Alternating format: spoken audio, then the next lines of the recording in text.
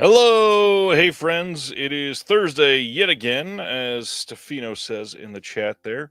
Good to see everybody joining us. And of course, I'm most excited because one of my most regular friends are here. What's going on, Zach? How's it going, man? How's it going? It's only been a good, I think, 4 months, but it still feels like some time. I feel like we do this all the time, and I'm always excited for it. What was the last thing we did? Well, I know it wasn't Stephen King. What did we do after that? I feel like there was one We between them. did Ty West. Ty West, that's what it was. Yeah. That was a fun one. Yeah. So that was right after Maxine. I think it was like the week Maxine came out. Or like Yeah, right something around like there. that. Yeah. Tonight we are going kind of far from what we normally cover. Why don't you share with everybody what our conversation is going to be tonight? So I guess after we get to talk about some recent releases, what everyone can blow their money on, I guess I'll talk about the poor area of Appalachia where I grew up. I have a lot of love for the area. I'll probably get into gushing about that quite a bit as we go through, but I thought it would be fun to kind of tackle what I would say is a underrepresented area of the US, at least as far as film and media goes. So yeah, I thought that would be kind of a fun topic to delve into, and there will be some horror stuff. So I gotta stay a little on brand. If Will ever comes and watches this, he's probably going to be upset that he's not a part of this. But Will, just know we're doing it in honor of you. I promise. Other than that, we've got a lot to cover tonight. As usual, big week of announcements. We have a lot of Severn to talk about tonight. That's probably the biggest thing. And then some studio stuff, some other big things. Our normal stuff, some recent pickups and watches. What do you got in least recently? Ooh, mine. I think I'm with a lot of people in the chat. I recently got Second Sight's Blair Witch. Very nice set, beautiful set, like great, huge book. I really wasn't expecting that. It's got the journal with it. Really excited to delve into that. Yes, that's probably my favorite release of theirs now with the guest. That was probably my one before it. So Yeah, that makes sense. If you're a big Blair Witch fan, this box really does it justice. it really does. It has a lot to it. I think there was a new documentary with it, so I'm definitely planning to watch that soon. Beyond that, I just got my Deaf Crocodile, the Outcast. So I haven't got to watch it yet, but that's great. And then yes.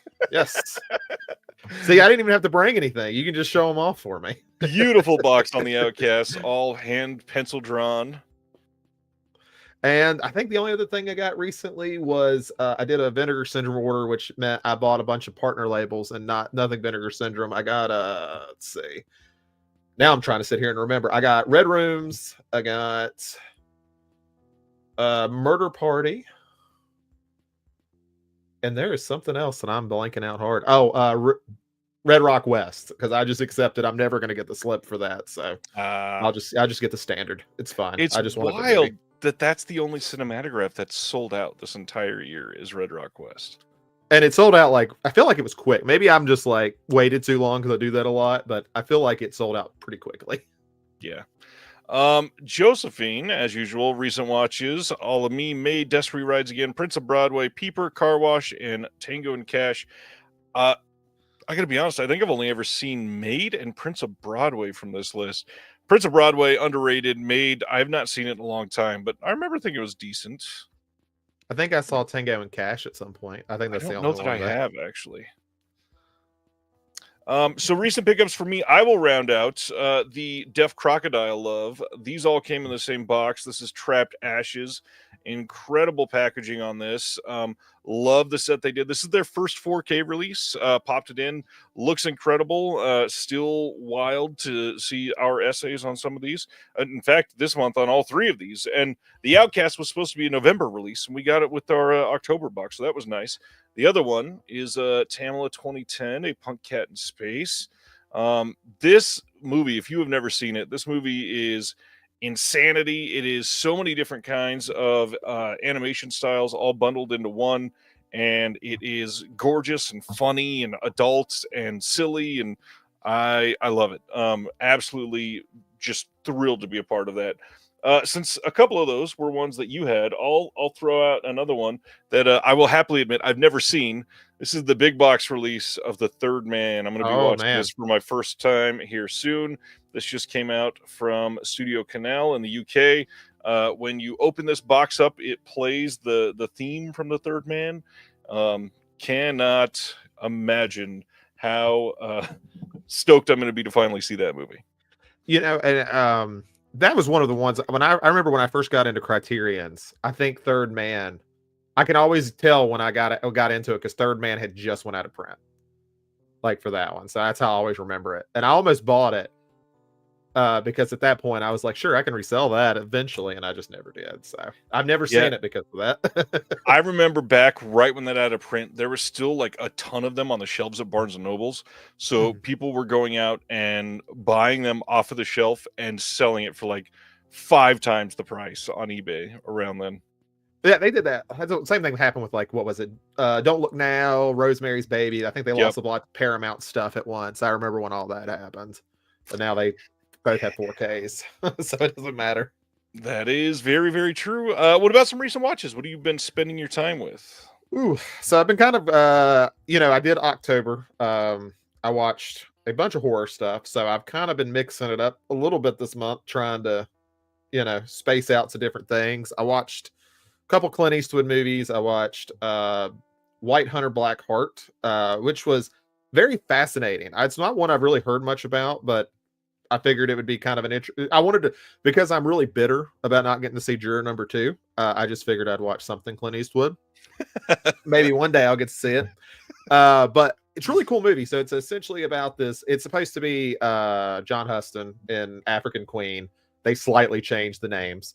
But essentially, he's trying to make this Clint Eastwood plays a director who's kind of idiosyncratic about, the way he speaks and everything else. And he really just wants to make this movie so he can go hunt an elephant. He doesn't really give a reason why. He just wants to hunt an elephant. And it really goes into that. It has like a pretty big commentary on like how audiences, it's a story shouldn't be about, satisfying 85,000 people who like blockbusters, but just trying to make something meaningful. Really cool movie, very different for Eastwood as far as acting goes for him. So highly recommend that one. I rewatched $1 Million Baby, which is still sad. So, but great rug pull. Like I was actually watched it this time. It's been a long time since I've seen it. And I was kind of amazed about how great of a rug pull that movie is. It's hard to talk about now because it's kind of like talking about The Sixth Sense and talk about Twist. Right. But I think $1 Million Baby does pull it off incredibly well. Like I remember the trailers for that one were just they just treated it like it was going to be a Rocky movie. Like that's all they did, and I think it's effective. And I think it's hard to appreciate that as much now for what it did. And beyond that, I've been watching some Ridley Scott stuff, trying to get ready for Gladiator 2 next week. So nice. Yeah, Matchstick Men was the one I watched today. Really fantastic one. And I started Black Hawk Down, which is just Tony. I swear Tony Scott just let Ridley like put his name on it. It's just a Tony Scott with a bigger budget. That is a very long, epic filmography to watch through if you're going to go through the whole thing.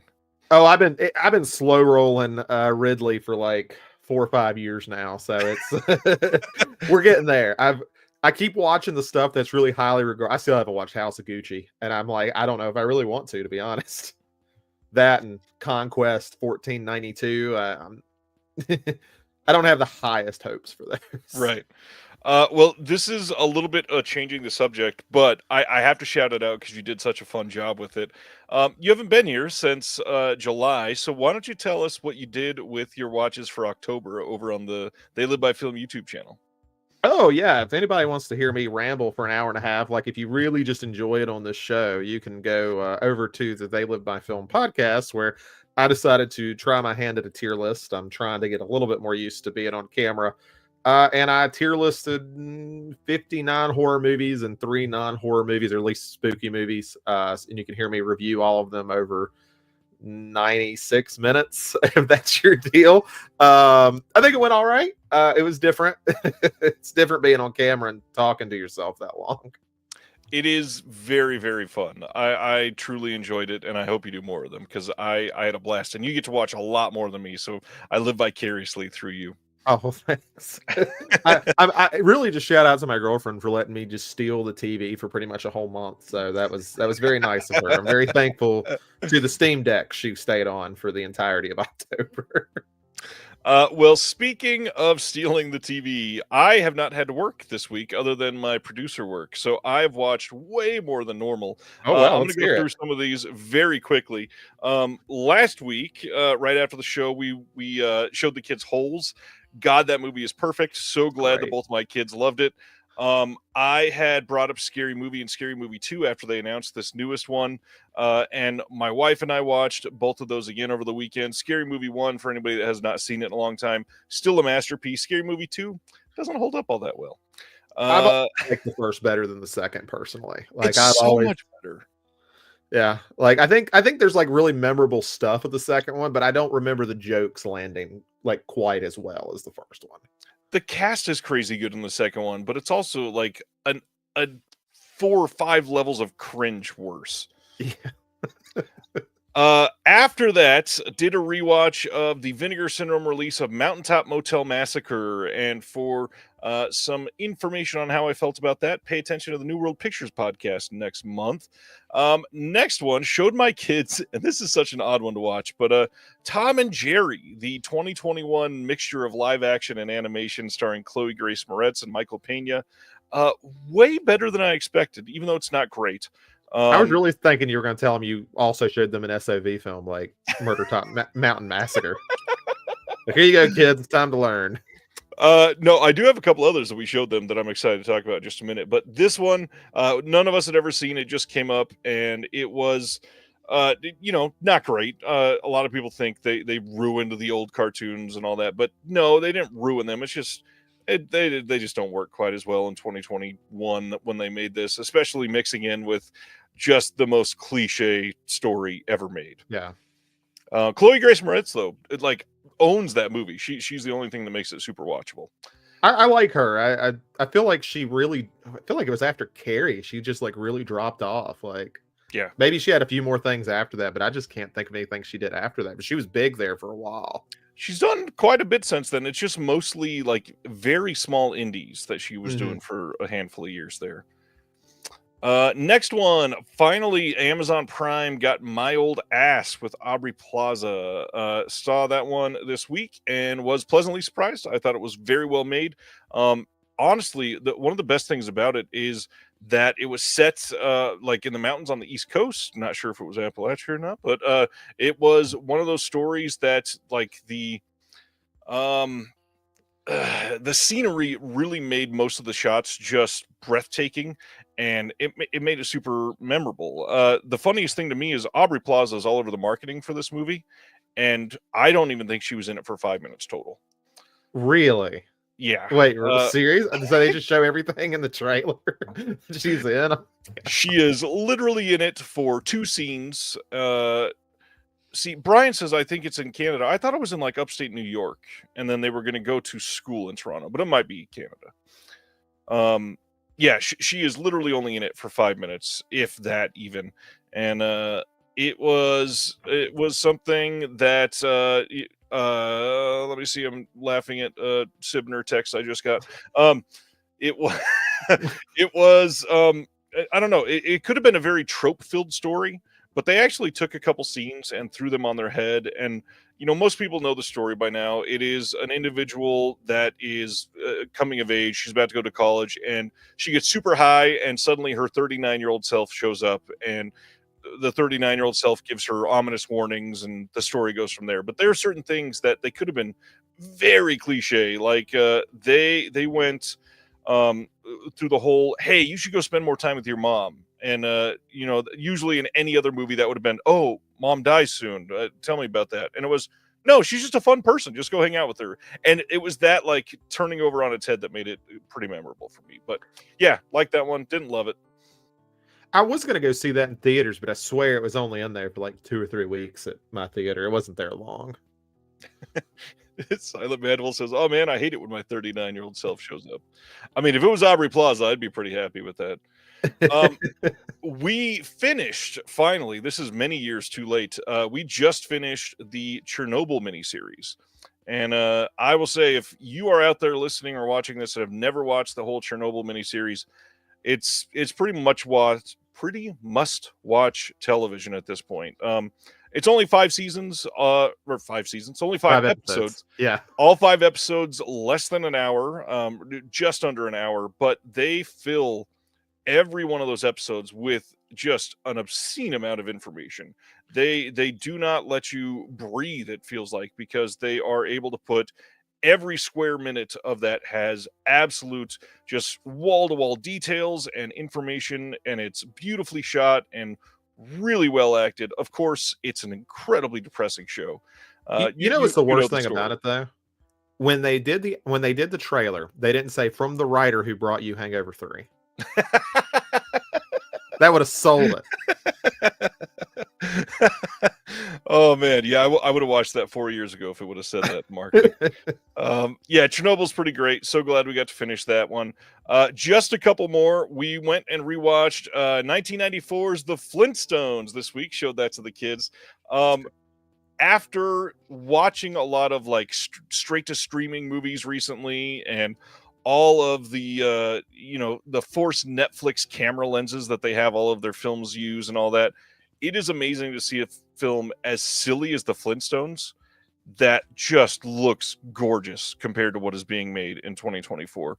All of the scenery is amazing. The practical effects are astonishing. The acting is stupendous. Everything holds up. That movie is just perfect. Absolutely love The Flintstones. And amazingly enough, my kids were totally into it. I completely thought they were going to be bored like 20 minutes in. Nope, they were all about that life. I think that's kind of I try not to get on my soapbox about sincerity and the lack of it and a lot of modern stuff, but I think kids appreciate that. Like they appreciate something sincere. And I mean, doesn't mean it's automatically great, but I mean I don't know. I have my issues with a lot of postmodernism. And let's be as self-aware as we possibly can be. We can't be ridiculous, and it's okay to be. I think that's what makes Flintstones work. I haven't seen it since I was a kid, but I have fond memories. Next thing not rewatched. This was a first time watch for me. The Arrow release of 1965's A Pistol for Ringo. If you want to hear my thoughts on that one, you can check out an upcoming podcast that has not been released yet that I was on. It will be on the Someone's Favorite Productions podcast network. One that I know you watched earlier this year. I finally caught up with Cuckoo. What did you think of Cuckoo this year? I liked it. I need to go revisit it because I don't think it's a movie that was easy to advertise, but I also don't know if it sold itself well of what it was. I like it though. I wish I had more complex thoughts than that. But I know I want to revisit it before the end of the year. Yeah, this is one of those movies that, I mean, there's a lot to say about it, but also the plot is muddled to a point on purpose. And so it's one of those things where you just sort of get lost in the style. It's definitely style over substance, it feels like. I don't know. This movie, I feel like it needed a little more exposition to get people invested in it. But that being said, Hunter Schafer just continues the pattern of incredible female performances this year. I feel like this year's had probably 8 or 9 standout female performances that are just remarkable, way better than most any year for something like that. Oh, I agree, and I think she's definitely. I'm trying to think of some other great performances. I thought Stewart was great for Love Lies Bleeding. Maika Monroe, I think, is great in Long Legs, even though it's a lot more reserved. Yep. Than most people this year. She did great as well. I was a big fan of the what is the lead's name? I mean, well, first off, Honora, which I gushed about last week. That was Haven't seen it yet. It's still waiting on seeing it. She's incredible in that. Man, let me go look at my list because there's a whole bunch from this year that I loved. Here it is. The Substance. I mean, there's 2 incredible. Oh yeah. Female leading performances. Strange Darling. I know that this doesn't get the love right now, but Willa Fitzgerald was incredible in that. Sydney Sweeney in Immaculate, I thought was pretty damn good this year. Maxine was this year.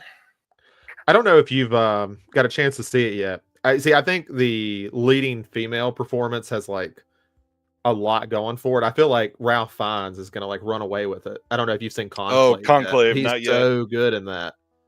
If he doesn't win, I feel like he's just a shoe-in at this point. I can't think of anyone who could do better than him based on what I've seen.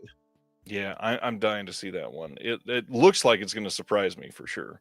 You know, I spent 2 weeks begging my girlfriend. We kept saying we were going to the theater. I was like, we're going to double feature. I was like, let's go watch Conclave. She's like, eh.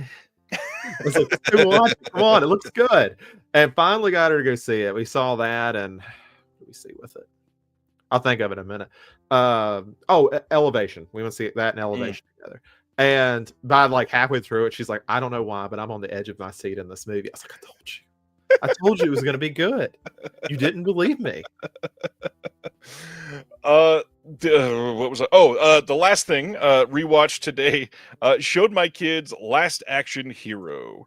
Good choice. Yeah, my youngest could not possibly care less. He watched for about 20 minutes, but my oldest was smiling the entire runtime. It got over and he said, are they going to make a part 2? And I was like, this was 31 years ago and there is no sequel. And he was like, no. It's like, it said it was the last action hero. What do you expect? Yeah, that was. Is it Jingle All the Way this year? Have they got to experience that yet?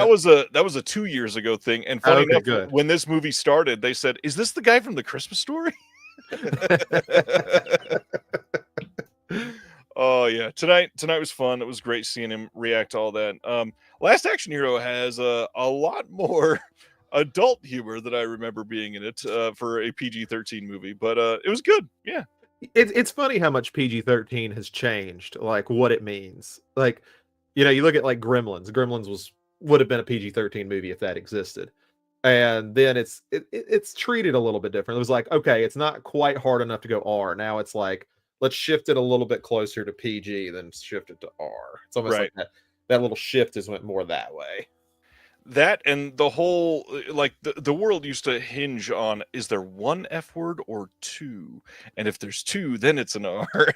Well, you know, I just watched one the other day, and I got to look up what it was because I was looking up some trivia about it, and it says the F word is used 5 times in this movie and still... it was $1 Million Baby. It's said like 5 times in the movie, and it's still PG-13.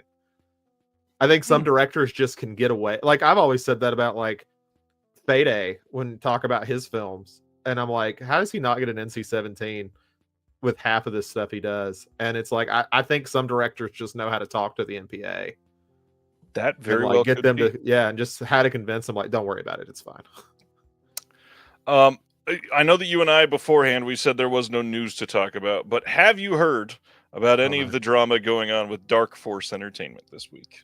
I mean, it seems like anytime I hear about Dark Force Entertainment, I hear something controversial. I don't know what this one is specifically talking about, so you might have to run it down for me. As Matthew in the chat says, I was in one of the Demon Dave live chat on Facebook, which are always just hilarious. He's in there, and I don't want to say too much negative, but he seems like he's on some substances, live threatening pretty much everybody in the physical media world. We're talking Grindhouse Video, Diabolic DVD, but most of all, Synapse Films. And I mean, he is sharing literally a picture of a tank on Facebook with the words Dark Force transposed over it, with all of the other labels behind them, like in the rubble of this war that's happening. And what it says here is Dark Force versus Synapse 2024. This should be an easy win for Dark Force, but wars are expensive, and now you can participate and benefit. So we don't even know the details of this war that is happening, but supposedly Dark Force has happened upon the original camera negative of one of the best films of all time. And I don't know, whoops, did not mean to click that. I don't know how much people know about it, so I don't want to spoil the film or anything like that, even though it is absolutely amazing. But it is one that has been languishing and supposedly been working on by Synapse, and that is Just Before Dawn. Absolutely love Just Before Dawn. In fact, I think that's an Appalachian film, is it not?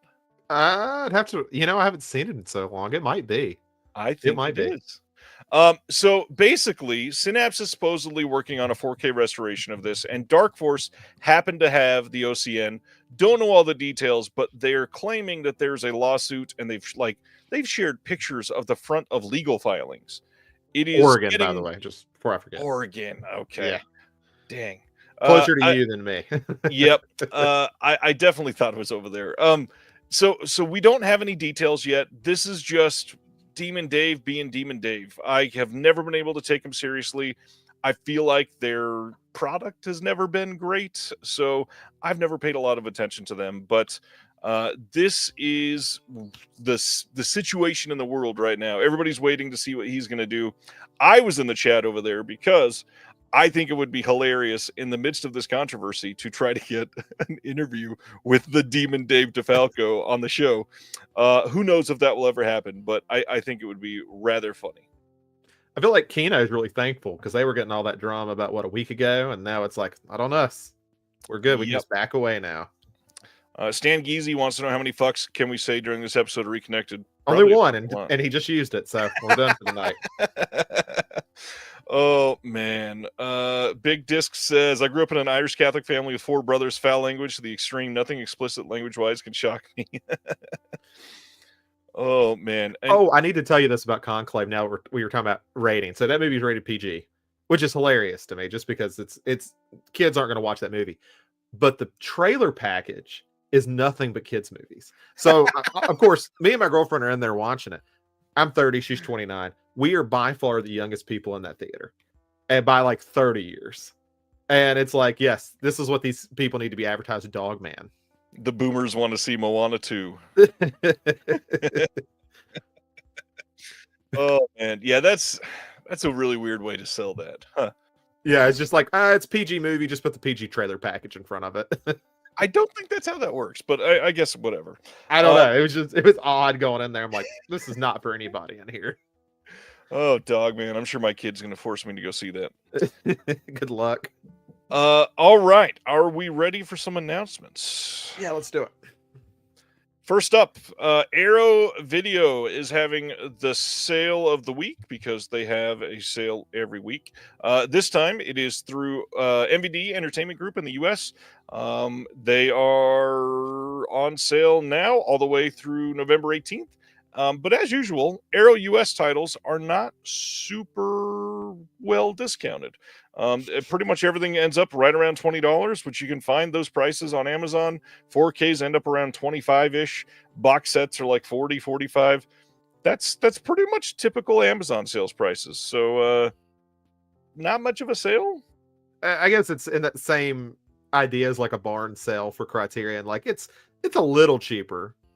Right. But is it super? I mean, I like the barn sale just so I don't have to buy from Amazon, but it's not. At least usually just like $4 or $5.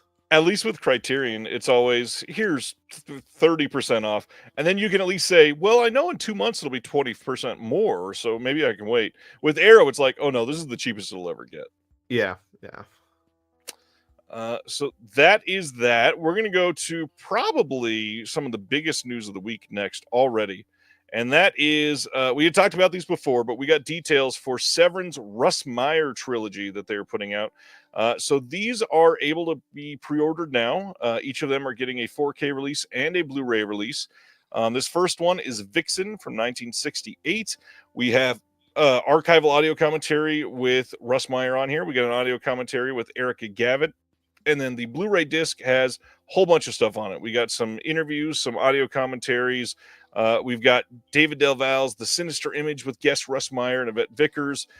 Entertainment or Obscenity from Mark Edward Hook on the film's historic Cincinnati censorship battles. Lots of stuff coming on these.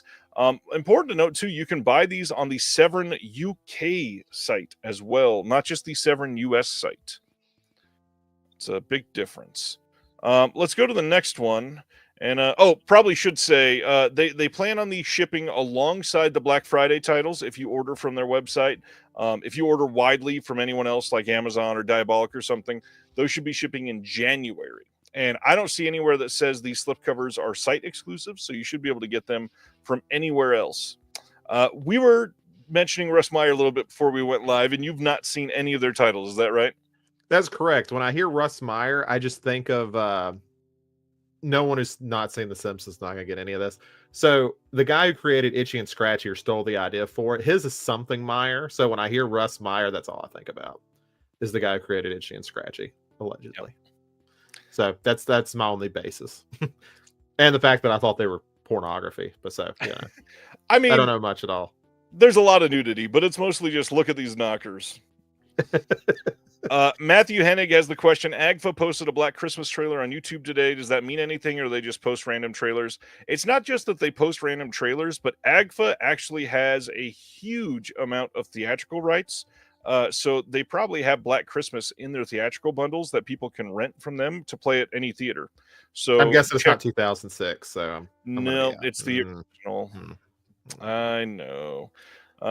So this second one is Super Vixens. This is from 1975. Again, we've got audio commentaries with Russ Meyer, Erica Gavin, and a bunch of other individuals. Lots of stuff going on. Good extras. Then the third one is Beneath the Valley of the Ultra Vixens. This is from 1979, which is a lot of people's favorite of these three. If you're looking to get one to test them out, maybe this might be the first one to see if you want to dive a little deeper. Otherwise, I mean, you might. Will I not lose the plot? Will I not be lost of missing the first two? No, not even a little bit.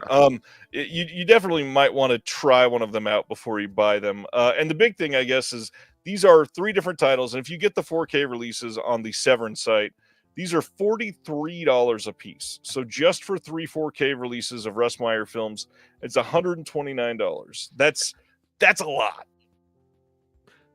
My question is, does that cover actually have nudity on it, or did they just hide it just barely? I can't actually tell. There is no nudity on this cover. That's actually impressive. Okay, yeah, I'm very impressed. For a second, it's like you're gonna get demonetized on here. Be careful. They do a very good job with that, and honestly, Russ Meyer did a good job with that for a lot of his stuff. And Brian disagrees, says this is not the place to start. But hey, I get it. Sibner says there will be a box set. I don't think so, to be honest. I don't know. I think this is the best way for them to make the most amount of money, is selling all 3 individually. If you put all 3 of these in a box, I mean, what can you sell them for? Like $90? I mean, has Severn been known to do that? I can't think of an example no. on my head that they later went to a box set, because nope. I feel like they could have done that last year with Michael. I'm gonna mess up his last name. They did Cemetery Man. Suave. Suave, thank you. Yeah, I mean, I feel like they could have maybe did something there, even though they don't have stage fright, I guess. If these, I don't know, if these do well and they can go back and get more titles from the Meyer estate, maybe potentially after a while they could do a box set of everything. But again, if you do a 4K of all of his films, that's a very pricey box set. We're talking hundreds and hundreds and hundreds of dollars. That's a lot. Wait till they do a Roger Corman Presents box. Oh, jeez. Yeah, that would be wild. Brendan, thanks for bringing this up. Hamilton Books put some new stuff up this week, and there is a ton of Mondo titles for only $11.95. Definitely suggest going to check those out. All right, that is Russ Meyer. Hamilton book thing. I guess I did that like a month ago. I ended up with like 16 or 17 movies. Nice. It was like $100. I was like, yeah, that's. I was trying to just like how close can I get to 100 for the free shipping? And I hit that, and I'm like, cool, I'm done.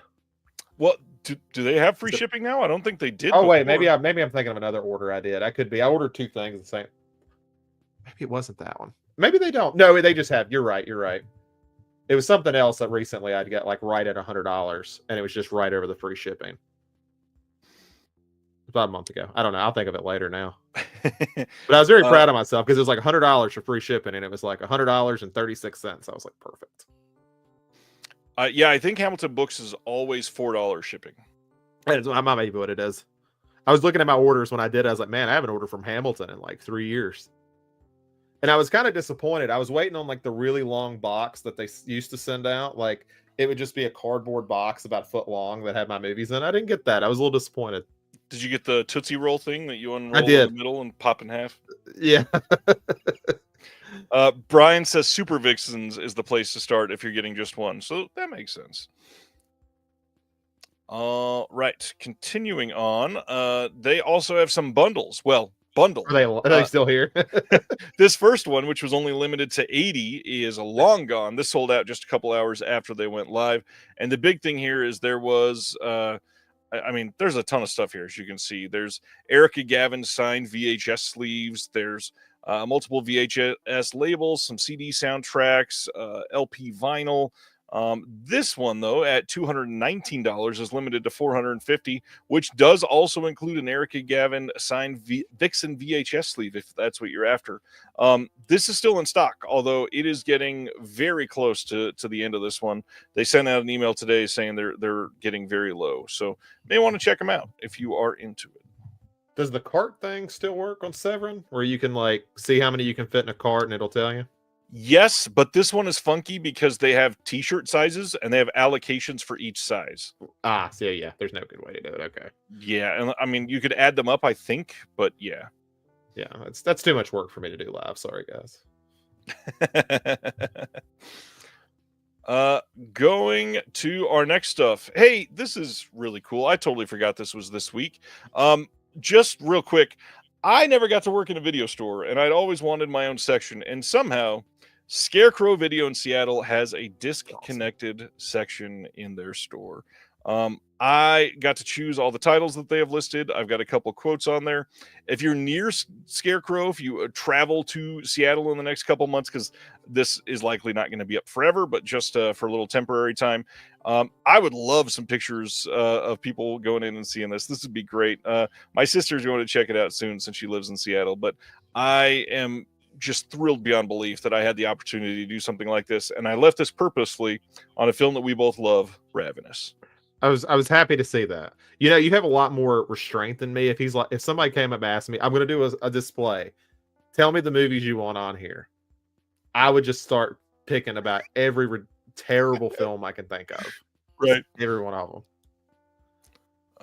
Paul says, "Woo, Scarecrow Video. Wish I'd worked at a video store too. Those near me were closing as I was looking for work." That is basically exactly what mine was. I grew up in such a small town. I just didn't have a chance to do it at that age. Unfortunately, they were like two people working, and they had been there for 15 years. So I was never going to break into that. My sister worked at a movie gallery for like 2 or 3 years until they went out of business, which was nice because family got like free rentals all the time, so it was awesome. I watched that. Yeah, I watched a stupid amount of stuff for a long time, and then Redbox was 99 cents, and that's all she wrote. Chris says he's 2.5 miles away. We'll have to check it out. Nice.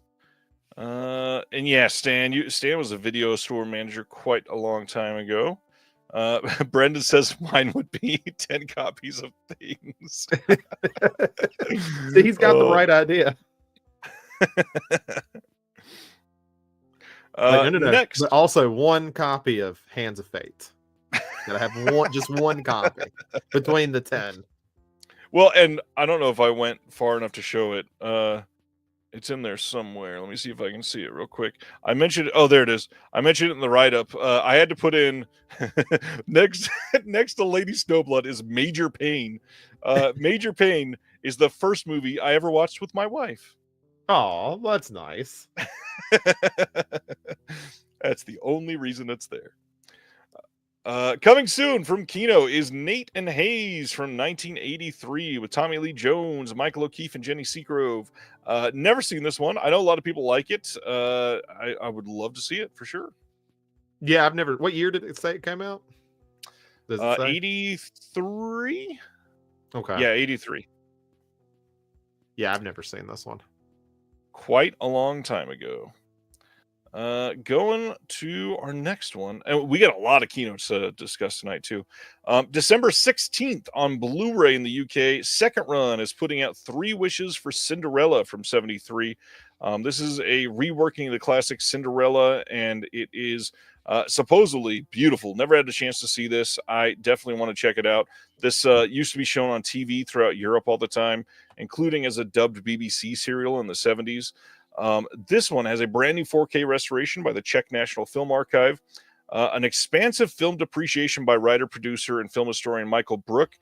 He is commenting on all of my social media here that he just updated it. He had done this a few years ago, and he went through and made sure that the quality was better. He did it a long time ago for their DVD release, and now that it's been updated, he updated his as well. So you get some new stuff on here, and it looks like a great release. Tim Lucas wrote for the booklet. I mean, this seems like a no-brainer. Don't forget, all second-run titles so far have been region-free, so check it out. I might get that. My girlfriend's got an obsession with Cinderella, like her favorite movies ever after, and the 50 Cinderella. So I might grab that for her, just to throw in as a gift or something. That sounds nice. Sounds pretty cool. Nice. And the best thing is if you wait until an Arrow UK sale, you can usually get second run stuff for literally like $10. Cool. Good stocking stuffer. Exactly. Dark Sanctuary, the story of the church from 2024, is getting a January 21st Blu-ray and DVD release from Cleopatra Records. This is a documentary about the infamous Dallas Goth Club and the community of artists and outsiders that called it home. This sounds great. This isn't really one that I would normally post about, but it sounds like a really great documentary, and I definitely need to check this out. Major Pain is too artsy-fartsy for Matthew. I totally get it. I'm sorry. I'm not trying to be pretentious. By the way, if you are ever making the change over to Blue Sky, I am over there now as well. I'll continue with Twitter and Facebook and Instagram and all that stuff, but I'm over there also. December 10th, BBC is releasing a Blu-ray of Doctor Who, the 60th anniversary specials from 2023.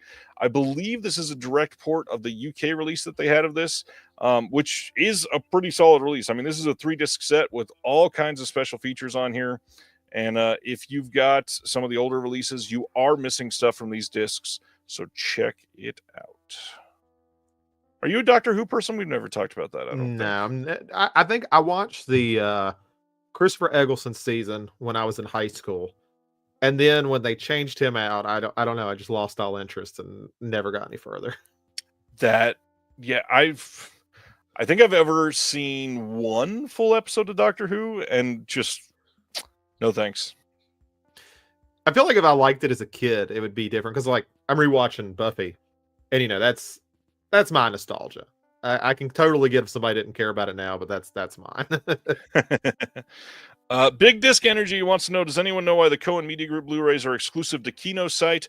Kino is their distributor, so they put all of their discs out. I don't think they're exclusive because a couple of them have shown up elsewhere. However, I can just say from experience, they don't sell super well.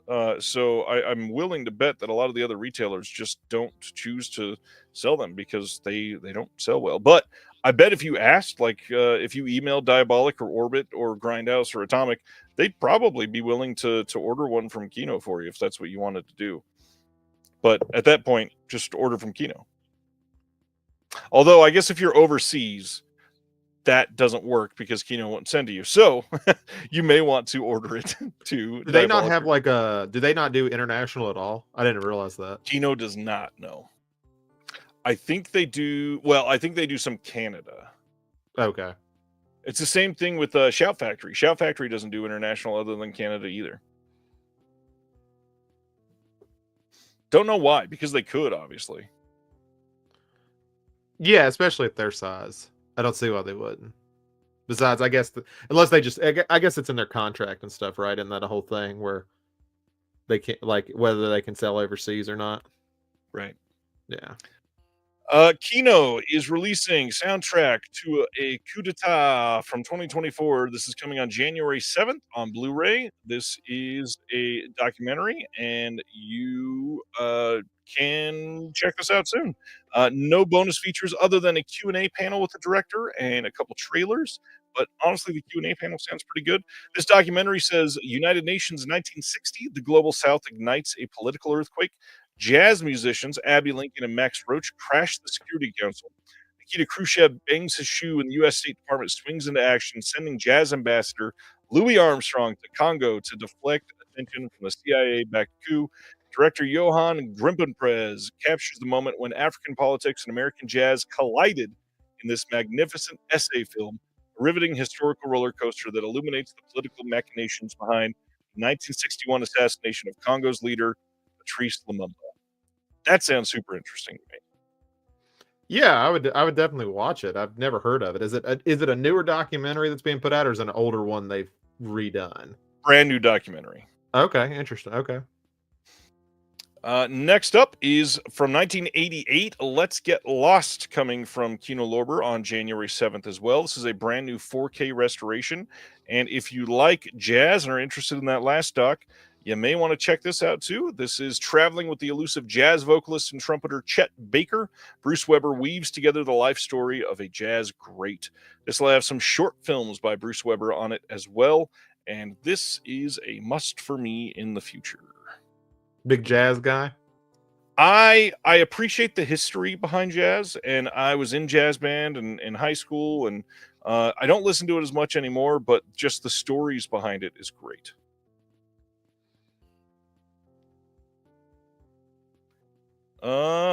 Reservoir Fella 88. I'm not seeing. Oh, I do see it now. Got it. Thank you.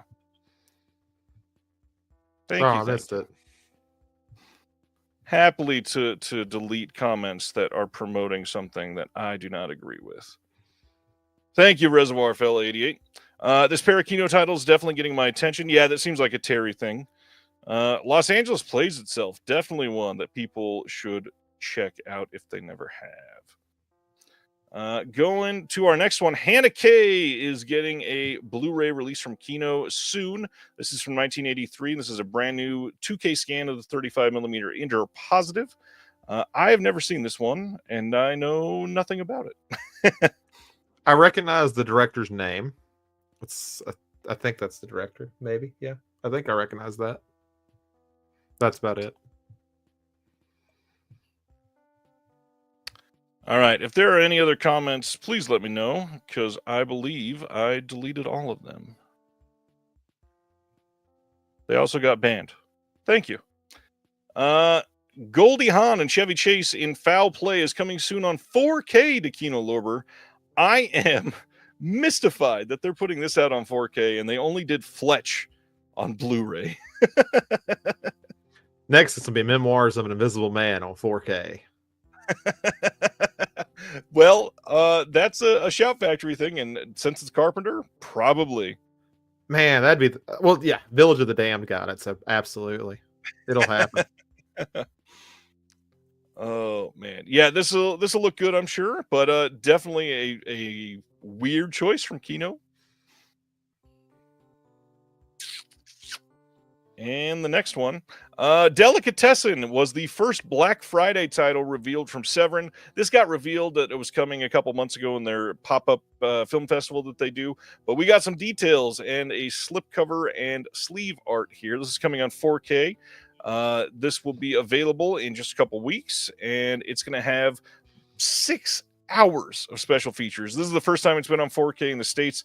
This was released on 4K from Studio Canal just a couple years ago, though. We got an audio commentary with the co-director on this one, and then some interviews and some interview with Terry Gilliam on this as well.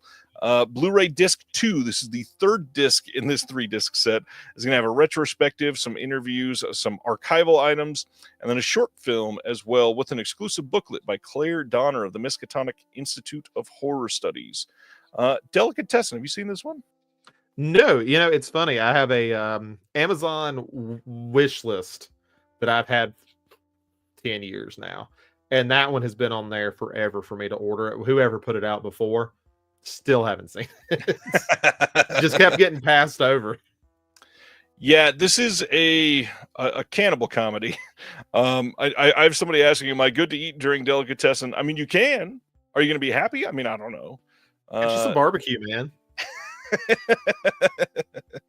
Yeah, this is a great movie, and if you've never seen it, this is a great time to pick it up. But of course, this is not going to be on sale during the Black Friday sale, so you may want to wait in the future to pick it up then. The Beast of Walton Street from 2023 is getting a Blu-ray release from Screen Team Releasing, which is an indie horror studio that puts out their own stuff. These are pressed and all that. This is going to have an audio commentary, some character-hosted menus, making of reel, deleted extended scenes, a music video, and this will be region free disc, and you can buy it now. You can also buy an autographed version if you'd like. Check it out on their website. Always love some Christmas horror movies. Me too. Me too. It's at this point I don't want December's just become October for me, just colder. How'd you feel about Terrifier 3 this year? Oh, okay. So Terrifier, so I absolutely despise Terrifier 1. I think it's terrible. Terrifier 2 I liked. I actually really appreciated the fantasy slasher thing. I thought that really made it unique. I thought the final girl in that it's not Sierra, is it? I'm trying to think of her name. Something like Sierra or something. Whatever her name is. I can't remember. She's really good at it. The actress is great. I was really impressed. They went from some of the most vapid characters I've ever seen in a slasher film that made Friday 13th characters look like super geniuses to that, which I thought was very impressive. Even at the 2.5 hours, I thought it actually flowed pretty well. 3 was a little bit of a step back for me. I liked this is going to be my hot take of the night, hopefully. So I got to get one in. I think David Howard Thornton does a fantastic job in a performance. I don't think Art the Clown is that good of a character. Like, I don't find him interesting. I don't really like his design all that much. And he feels like kind of the weak point in the movie that surrounds it. And I thought Terrifier 3 just felt like more like All Hallows Eve. Like that, where the wraparound story is just that plot that just keeps getting in the way. Right. So, I like the second one. I thought the third one was okay. I'm curious where they go with the fourth one. But they're both head over shoulders better than whatever the first one was. And funny enough, I think I like the first one the best. Really? Yeah. It's one of those ones I feel so bad about because I'm happy for the series. Like, I'm super happy for it. Like, people spending all this money to go see a Grindhouse movie in the theaters is awesome. Like, that is so cool. I wish I loved them as much as a lot of people do.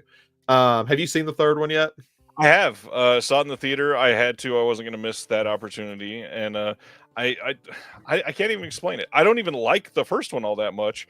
I think that they're all pretty rough. I think that the first one had like no plot. It was just tension, basically, which is why I liked it. But then the second one and the third one, it's like they're trying to shovel so much plot into every single scene that just does not need it. Yeah, I mean, I definitely think he kind of overcorrected into being very, very plot heavy. But I can kind of deal with that. It reminds me of, I guess, Nightbreed is kind of what I always compare the second one to. This like weird, there's a slasher that doesn't make any sense why it's in this movie, but cool. That's neat. It's a neat little way to do setting. I do think a big issue I have is I think the special effects are well done. I don't like them though. I don't know. I don't like how gooey everything is. Like it doesn't make it feel real to me. I'm just like, okay, that's cool looking. Not doing much for me though. Gooey is a great adjective. By the way, wasn't going to tease this too much, but launching either tomorrow or Saturday is the newest issue of the Physical Media Advocate, and I want to shout out Daniel Sibner, who was on here and did the first Disconnected Mad Libs, who inspired. There is a Mad Libs in this newest issue of the Physical Media Advocate, and it's pretty damn funny. I think you should check it out when it comes out. I absolutely will. Willow, the 1988 fantasy film, is getting a 4K standard and steelbook release from Disney. This is pretty cool to see them dipping into the catalog again. However, it's Disney, so it's not always great news. This release is based on the 2010 4K restoration, so it's a 14-year-old restoration. This will have HDR10 instead of Dolby Vision, which pretty much all of their recent 4Ks have had. Then there's going to be no new bonus features on the 4K disc, though the Blu-ray should carry over the archival content. I'm glad this is coming, but also, if you're going to release this, how do you not announce the TV show at the same time? You know, I'm wondering if they're just burying that because poor Ralph Ineson has like lost half of his career now because he got so injured on that show. They're just like, we don't need to talk about it. It's fine. We did our payout. We're good. Pulp says, just want to say I'm so happy to be here. Great show. Great to be able to sit here and listen to you guys read comments. Cannot sleep these days. Sorry about the sleep. Stan doesn't love Willow. Neither do I, Stan. Silent Mandible, what is Dolby? It's visual and audio. There's two different formats there. We have Dolby Vision and Dolby Atmos. Dolby Vision is a much more expanded color palette. HDR10 has an exponentially lower amount of colors that they can display. But honestly, a lot of people, because they weren't filming for Dolby Vision for when most of these were created, they feel like going into Dolby Vision sometimes is unrealistic compared to what they shot, and also a little too bright sometimes. So they don't want that in there. Dolby Atmos is the enhanced surround sound. So you've got your center speaker, your fronts, your around, your behind, but also it's 7.1.2 is the what you normally go for, and those 0.2 at the end are in the ceiling above you, so it's all over around you. Now I can't remember because I was looking at building a sound system. When you do, there's a cheat for the ceiling ones, right? Where you can do the angled ones, like on the side. Yep. Does that count as true Atmos at that point, or is it just kind of like a faux Atmos? It is. It is a faux Atmos, but there's actually some cheap sound bars that do the whole thing themselves. They've got some angled up to bounce, and it's literally just that one center sound bar in the front. So it's basically like balling on a budget. It's the best way to get a faux Dolby Atmos full surround sound for literally, like, some of them are only like $100-$150. I'm always amazed that they're, and this isn't judging, budgets are a big thing, but the way how bad like TV speakers are, I'm always amazed when somebody doesn't at least have a sound bar. I'm like, Right. The audio and television is terrible. I can't hear anything. I tried it on mine one time. I can't remember why. I think I was testing something. I was like, this is terrible. I still only use my TV right now. I just, and maybe that's the pretentious audio part of me, like, for that. So no one listened to me, but I was just like, man, I'd have to have a sound bar. Maybe I'm spoiled. It kills me, but the only reason we did it is because we had young kids, and I mean, there's so many things. Like I was down here. I think we were down here recording something, and I went upstairs with my wife, and we found this was like 3 years ago. We found our oldest with a toy wooden hammer just banging the living shit out of our windowsill. And I go up there and there's divots the whole way. I'm like, yeah, if I'd paid a whole bunch for a sound system and they like ripped something off the wall or something, I would be pissed. But now they're old enough, they probably wouldn't do anything now. Let's see. Craig says, check out the Axiom QS surround speakers. They're amazing. Nice. And I love this question, Matthew. Would it be evil to request a new commentary track from Val Kilmer? Evil? No. Unethical? Maybe slightly. All right. That's enough Willow. Azrael is coming to Blu-ray from Shudder on January 21st. No word on bonus features or anything yet. Did you watch this one? That's funny. I'm sure you've seen this one now. I have. I watched it during October. I enjoy it. I'm a big Simon Barrett fan. I really like him as a writer. I like him as a director. I thought Seance was a really underappreciated movie. I think it came out in 2021. I'd like to see him direct more. But I think this movie's cool. I want to rewatch it because you want to talk about a movie not hand-holding anything. This one does not. And I appreciate it, but it also means I was kind of lost for part of it. But it's intriguing. It's an intriguing movie, even though you don't you're not going to learn a whole lot about what's going on. Right. They stick to it. I appreciate that. I'm very eager to see this. However, I don't have Shudder anymore. So I'm waiting for the Blu-ray release. Which is when? January 21st. Okay. Not too long now. Saturday Night from just this year is coming to Blu-ray from Sony on January 7th. This will have a making of, and it will have a filmmaker commentary and more. I see a lot of people upset this is not getting a 4K on day one, which I totally understand. I don't know. Did you see this movie yet? I did. I saw it in theaters. How do you feel? It's funnier than 99% of Saturday Night Live episodes. So, I think that's a success. But no, in all honesty, I enjoyed it.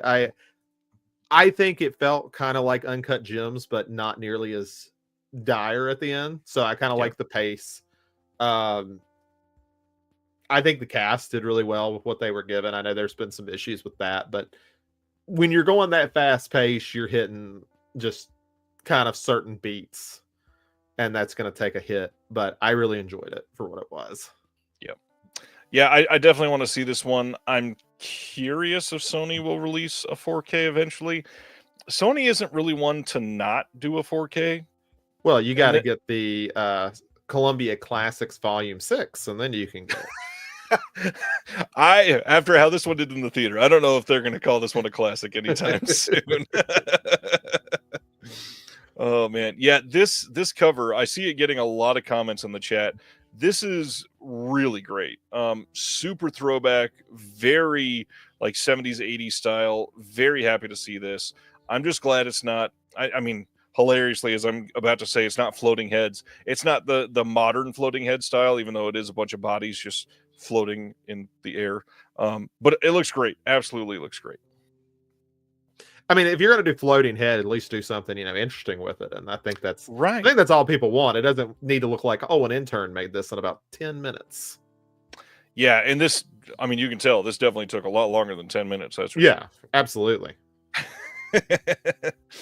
All right, that is Saturday night. The next title from Severin is Eaten Alive. This is the Umberto Lenzi title from 1980, coming on 4K as part of their Black Friday sale. This is going to have an audio commentary with Nathaniel Thompson and Troy Howarth. This is going to have some other extras, like an interview with Lenzi, an exclusive discussion of cannibal films between Diodato and Lenzi. It's going to have a feature doc on the Queen of Cannibal movies. That's Mimi Lai. There is an interview with the production designer Antonello Galang, interview with a couple actors, 2013 Q&A, newly discovered alternate footage, and then a booklet by Claire Donner of the Miskatonic Institute again. Cannibal films. How do you feel about cannibal films? I like them. Like, I won't sit here and say I've seen a bunch of them, but I mean, I'm a big fan of Cannibal Holocaust. Like, I understand the controversy around it, and I agree with it. I don't think, animals should die for entertainment if we can avoid it. I think I think I can safely put my flag there, but I can also feel the need to take the movie as it was in the time period it came out. And, I can sit there and say that was probably not a good thing to do, but I really do like the movie a lot. And I mean, I'm at the point where I even liked Green Inferno. It's not good, but I enjoy it for what it is. I like the throwback. I haven't seen Eaten Alive. I was actually, I kept hearing you guys see it in chat, and I was like, oh man, the Toby Hooper film's going to get a Severin 4K. That sounds great. And then I'm like, oh, it's not that one. No, I've only seen Eaten Alive, I think twice, the Hooper Eaten Alive twice. And the first time it just didn't sit with me because I just wasn't steeped in a lot of this style of film yet. But man, the the second time I watched it, I loved so much more about that movie. And it's so funny because everything, like the soundstage itself, is almost visible in many of those hotel shots. It's such a unique film. It's it's very dreamlike. It's such an interesting way to go after Massacre, to go that direction. It's like has enough of the DNA from it, but it still feels so unique from it. But yeah, I mean, Hooper being underappreciated in his time is a tale as old as time. So, unfortunately, absolutely. And Stan, who is close with Toby Hooper, says Hooper's Eaten Alive is terribly underrated. It truly is. Moving right along, Murder at the Orient, or sorry, wrong one. Murder by Decree. Don't know why I'm going to Murder at the Orient Express. Murder by Decree getting a 4K release from Kino on January 14th. Now, this is one I'm actually rather curious to see because this is a brand new SDR master by Studio Canal, and the Blu-ray that Kino did for this is just simply put not that great. It's rather muddled. I definitely want to see this get a better release. And this is a great movie. I mean, just the names alone in this should make you want to see this, with Christopher Plummer, James Mason, Donald Sutherland, and more than that, obviously. But it's a great mystery story, and it's directed by Bob Clark. I mean, we already talked about Black Christmas. This is a Bob Clark classic. Again, this looks great. I'm definitely very curious about getting this one in a sale soon. Kino gets a lot of old Sutherland films. It feels like because they got the what's that Crichton film, The Great Train Robbery. I think did they get that one? Yeah. Stan says a real outlier for Bob Clark. You can kind of say that about every I was about to single one say of these that films. it doesn't. He didn't. He's like Soderbergh in that sense. Like, just did whatever. Oh man. Speaking of Cohen Media Group earlier, January 14th, they are releasing My Name is Alfred Hitchcock. This is a 2022 film that is done by the one and only Mark Cousins. Love him or hate him. I know a lot of people can't stand his voice. This is one that you might want to check out. The way they did this is rather interesting as well. They took his recorded voice and had him use his own voice to rewatch his films. And that is done as a trip through his filmography, his silent films, the films of the 50s and 60s, and everything after that. It sounds like an interesting idea. I'm curious to check it out. But yeah, Cousins is very odd for some people. I have no basis. I don't know anything about him. This is the first time I've heard of him. He has the one that he did this is it the story film or the history film, the long documentary, and for a lot of people his voice is like fingernails on chalkboard. It's bad. It's bad if it's like you said it's a long documentary. Oh yeah, it's hours and hours. so it's like Daniel Farron's Memoirs of Crystal Lake or Never Sleep Again. It's like 4 or 5 hours long. I think it's even longer. Oh my god. Because if I remember right, I think it was done as a series. So yeah, I think there's definitely more hours into that one. But next up, The Spiral Road from Kino getting a Blu-ray release on January 14th with Rog Hudson, Burl Ives, Jenna Rollins. New audio commentary by Sam Deegan on this one. Very curious to hear that commentary. Oh, man. See, Paul Berryman says it's 13 hours. Nothing. There's no one subject I can listen to for 13 hours. It's like the complete history of film, though. Just everything. Like, they should have got, what's that guy on YouTube? Is it Bill Wirtz? The guy who does the history of the world, I guess, and the history of Japan, I guess. Yeah, get him to do it. Okay, another Kino, That Funny Feeling from 1965. This is coming on Blu-ray on January 14th. We got Bobby Darin, Sandra Dee. Yeah, I bet this is going to look really good on Blu-ray. We got an audio commentary by Julie Kurgo and Peter Henkoff on here, which I believe means this was probably a Twilight Time title previously. Let me see. Oh, maybe not. I was about to ask, have we got through all their old titles yet? I feel like we've gotten through a good chunk by now. We've gotten through most of them, but certainly not all of them. I know that there's a couple like that. God, what do they have? They had 8 heads in a duffel bag. They had, I think they had a Jackie Chan one too. Was it Drunken Master? I feel like it was. Yeah, some of those that I'm kind of surprised have not gotten a new release, but probably, Drunken Master probably will if that's the one that they had. That Funny Feeling, also a song by Bo Burnham that I've heard probably 30 times this week following last week's election results. January 14th, we are getting the Blu-ray release of Horror from Kino that was announced previously. This is Ken Russell's Horror, and this will be number 25 in the Kino cult line. What's interesting here is they did not get the extras from the imprint release. So I thought they could just put those on there.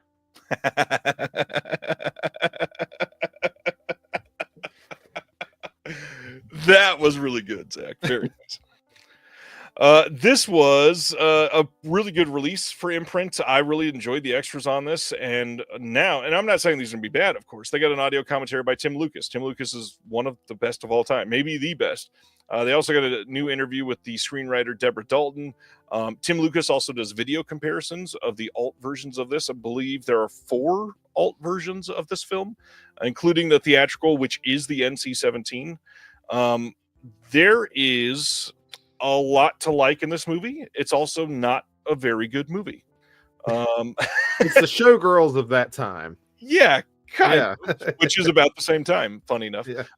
That being said, I could totally see somebody liking this enough to double dip if you had the imprint.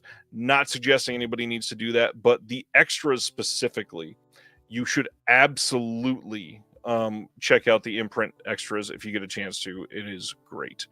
Sibner wants to know, do we know what extras we're getting? Or, which versions we're getting? I believe all 4 are on here, and that's how he does the comparisons between them. And he was answering questions in my comments on Facebook, so I do think that is happening.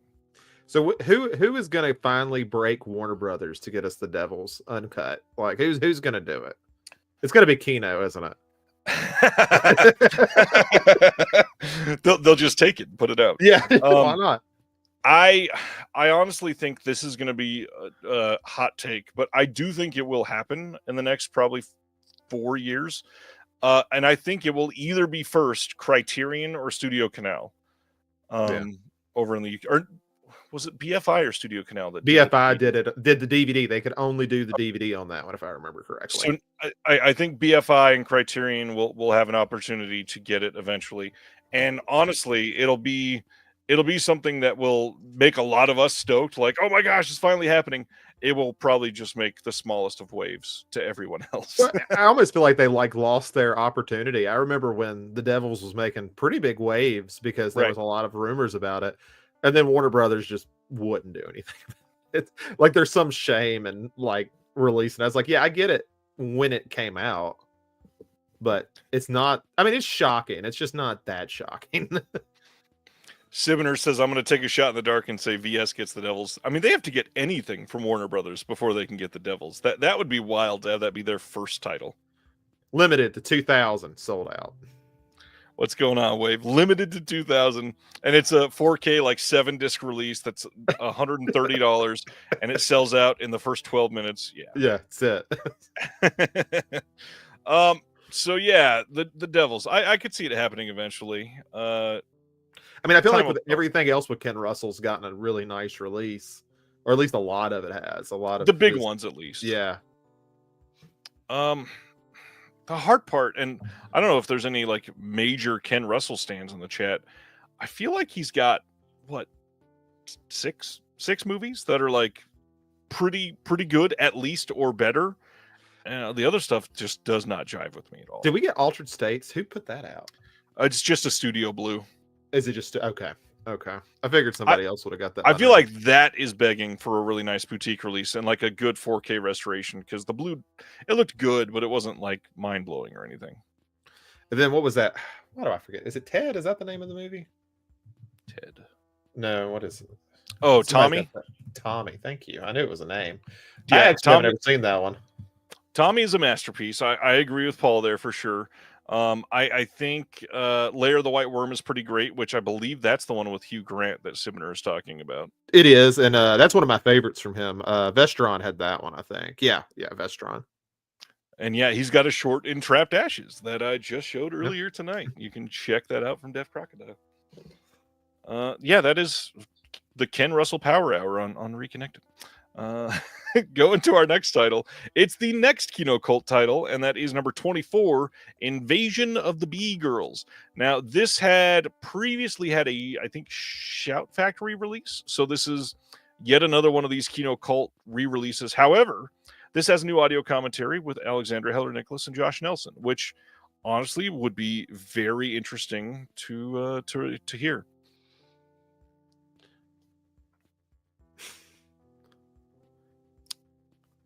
I agree with Dallas. Dallas says Russell's work is either masterful or borderline unwatchable. He swings it, man. That's Russell. He'll swing for the fences every time. All right. Anchor Bay is releasing Abruptio from 2023 on Blu-ray and DVD on December 10th. Oh, how the mighty have fallen. This is supposedly okay. Rather weird, but okay. Supposedly this premiered here in Kansas City at the Panic Fest like a year ago almost, and glad they're releasing this. They've got a couple others coming out that I'm trying to find some details on right now that I would be announcing. Yeah, I'm curious to see this, but man, I noticed something weird. If you go on their website and you try to buy, I don't remember what the title is, one that we announced a couple weeks ago. If you buy the Blu-ray there, it's literally like $40 or $50. And if you go on Amazon, it's like $18.99. Exact same release, nothing special, no package of anything extra. Yeah, That's odd. Like, why? very. Yeah. Look at that. KB's here. What's going on, KB? He says Abruptio is trippy, and I believe he saw it there at the Panic Fest when it premiered. Brian bought way too much thanks to me or someone else. Do you ever have that on your See, Craig? Do you ever have that on your conscience? Like when you start advertising this, like, man, somebody just blew like $1,000. Yes, every week. And really it's just to keep people informed. But you know, what you do with that information is up to you, I guess. The blood on your hands, the divorces. All right, so that is Anchor Bay's newest.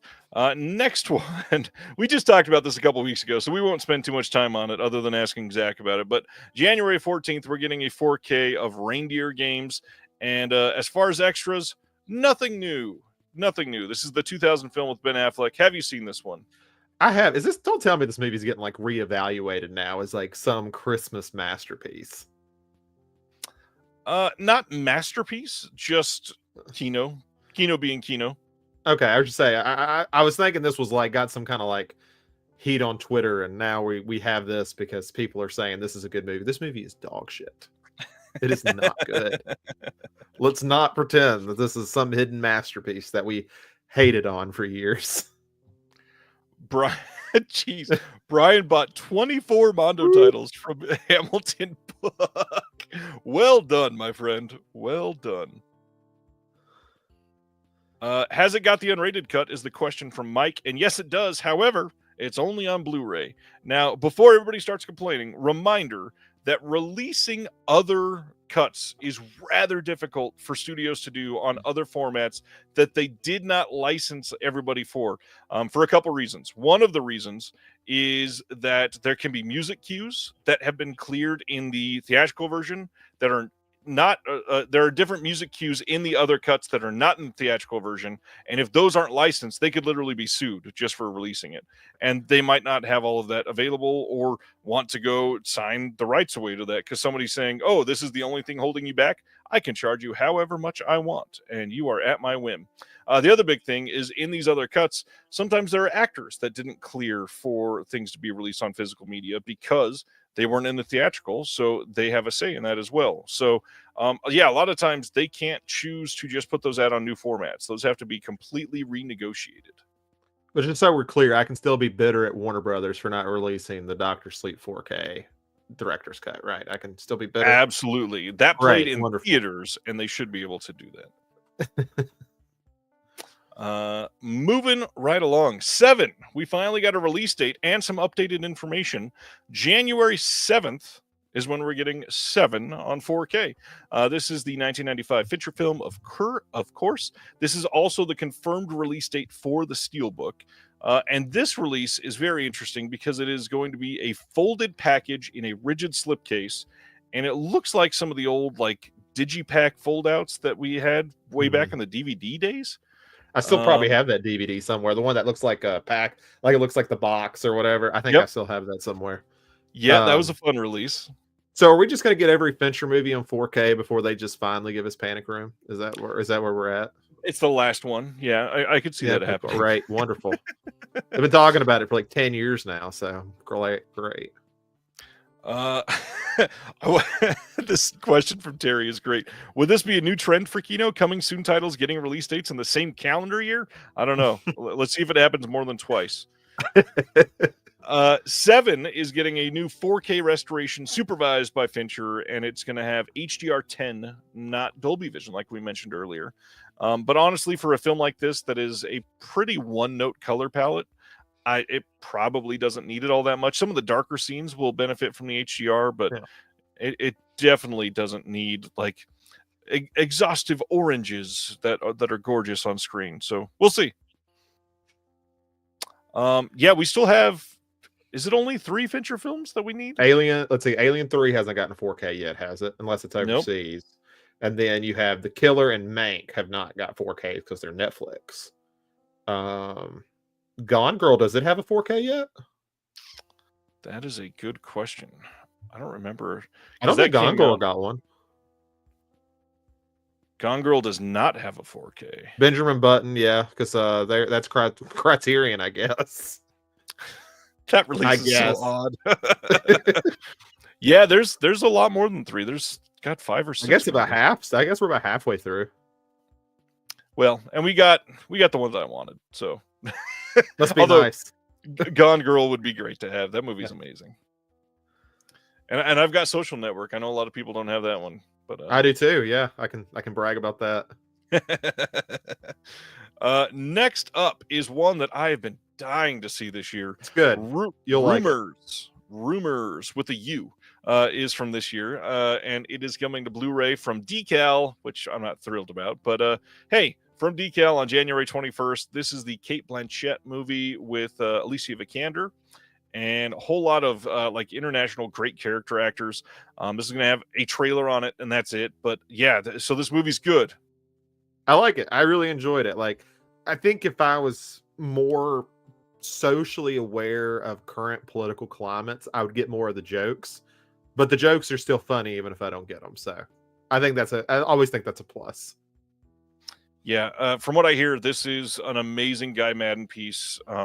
It's definitely his most accessible. Like if somebody was going to start with Guy Madden, I would say here would probably be good because the movie is not incomprehensible of what even's going on. That completely sounds like Guy Madden. Yeah. Again, here we are.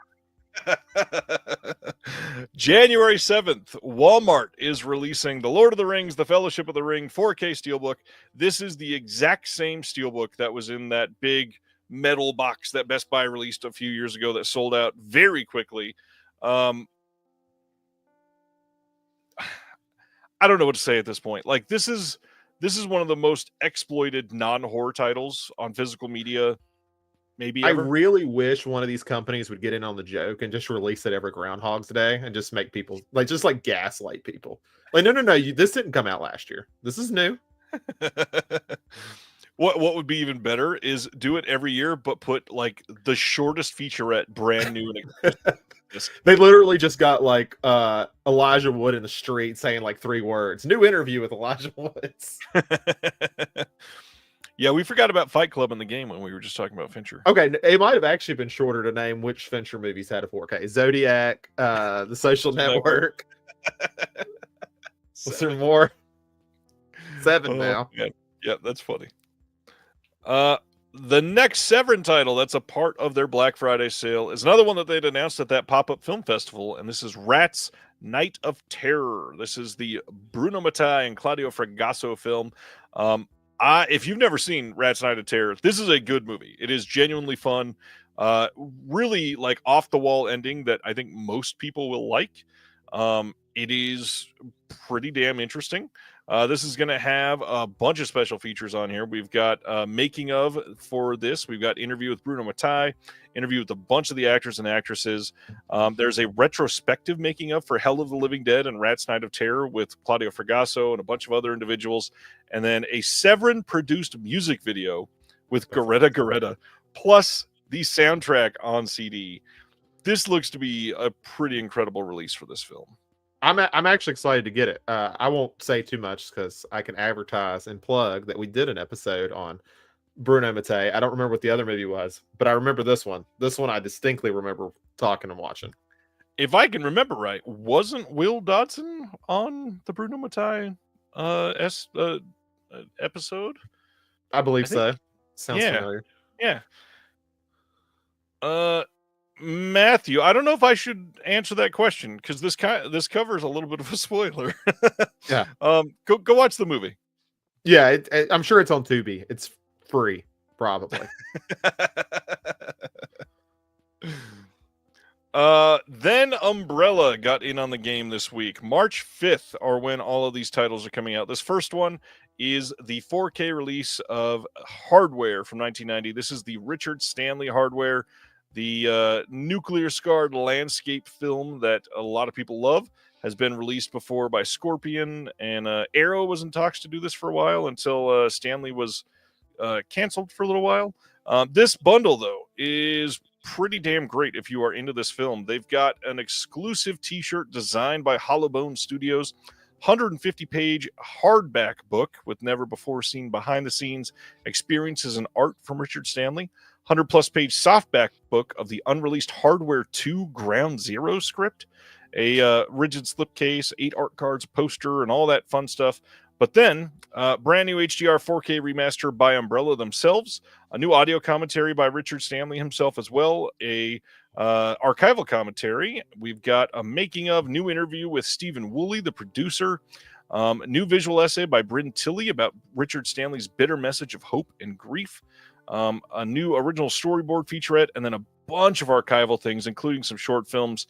If you're into Richard Stanley, this looks like a hell of a package. I have a 5-disc set for Dust Devil, and it's a fantastic release. Is that the German release of that one? Yes. Now I really have always wanted to see Hardware. I've still not seen it, so I might actually end up getting this. It's good. It's definitely a good movie. It's very 90s, and it's very Richard Stanley. Like, if you've seen the other stuff you liked it, you would probably really like Hardware. It is a little bit, obviously very different from Color Out of Space, which was just kind of out of nowhere for him, but it's very 90s Richard Stanley. There is a Just the Movie release, of course, Reservoir Fella. You do not have to get everything else, and I think there's even pared down like middle bundle that's a little more than just the movie and doesn't include the t-shirt, because I will say this release is expensive. It's like $110 USD, I think. However, thinking about it, like, it includes a t-shirt, first of all, which for some companies, let's say $25 $25 or $30. So we'll say that's even $85, $80, something like that.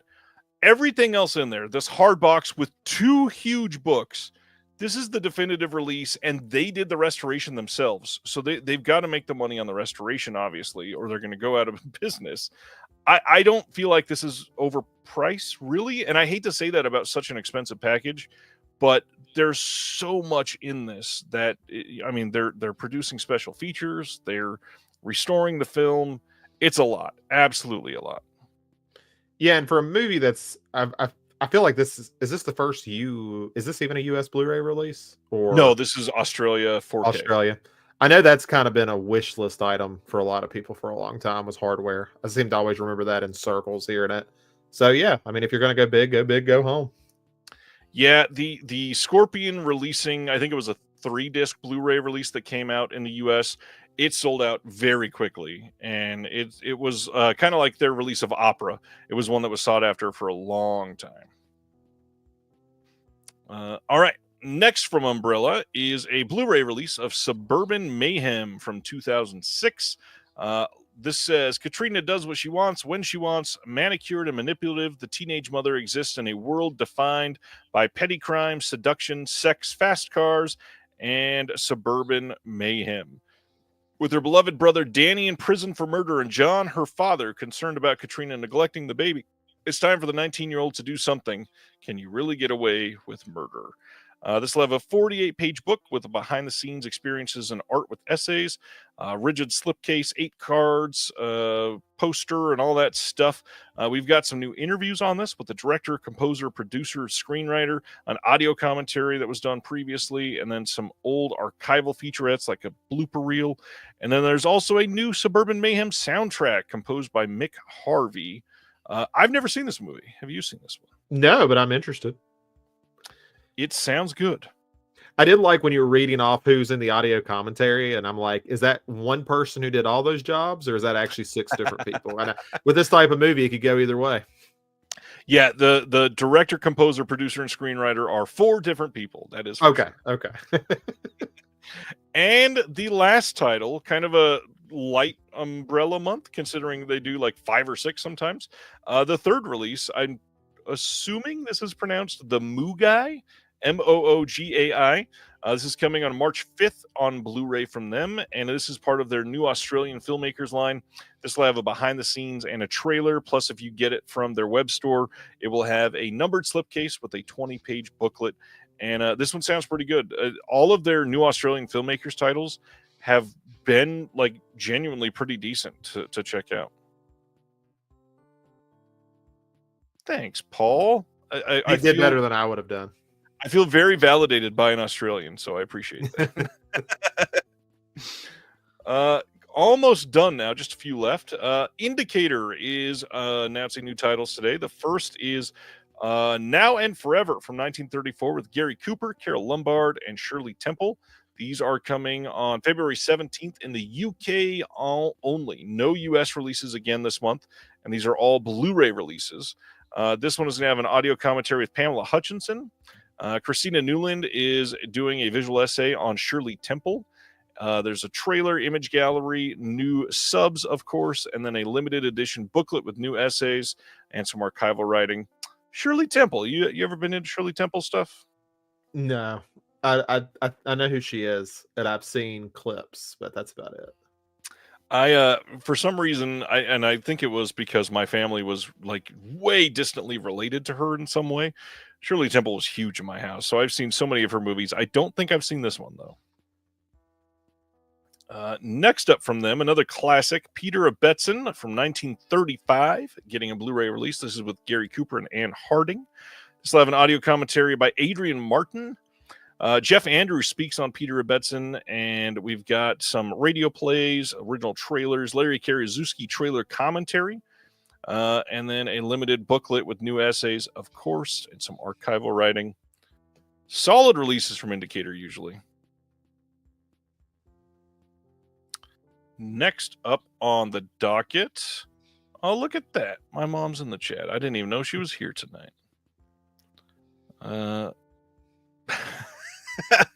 Sivner says, who else is now picturing Shirley Temple standing next to me? Honestly, the resemblance will be uncanny. Joan Crawford and Wendell Corey in Harriet Craig is the next release from them. This is from 1950, based on the Pulitzer Prize-winning play Craig's Wife by George Kelly. This has an audio commentary with Glenn Kenny and Farron Smith name.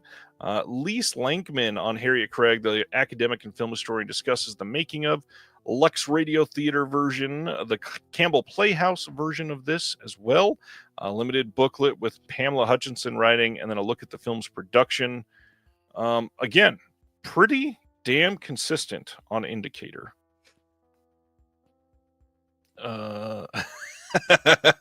Dallas says, I would wake up in a cold sweat to that loud ass Shirley Temple box set commercial almost every night as a kid. I remember that as well.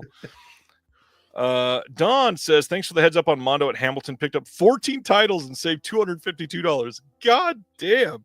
People are going crazy for Mondo tonight.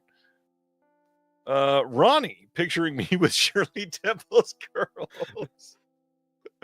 Oh, I love this. Is there not a Snapchat filter you can use and you can like get the picture? Donate $5 and it appears, whatever the TikTok thing is. Next up, Joan Crawford in Queen Bee from 1955. This is a supposedly great one. I'm definitely interested in this one. I think the most out of all of these. Audio commentary with David Jenkins on this. Lise Lankman again speaks on this one as well. Natalie Morris speaks on Jean-Louis, the film historian and curator, explores the career. And then we've got new writing on this one, of course, with Imogen Sarah Smith, and then making a piece focusing on Crawford. That is Indicator.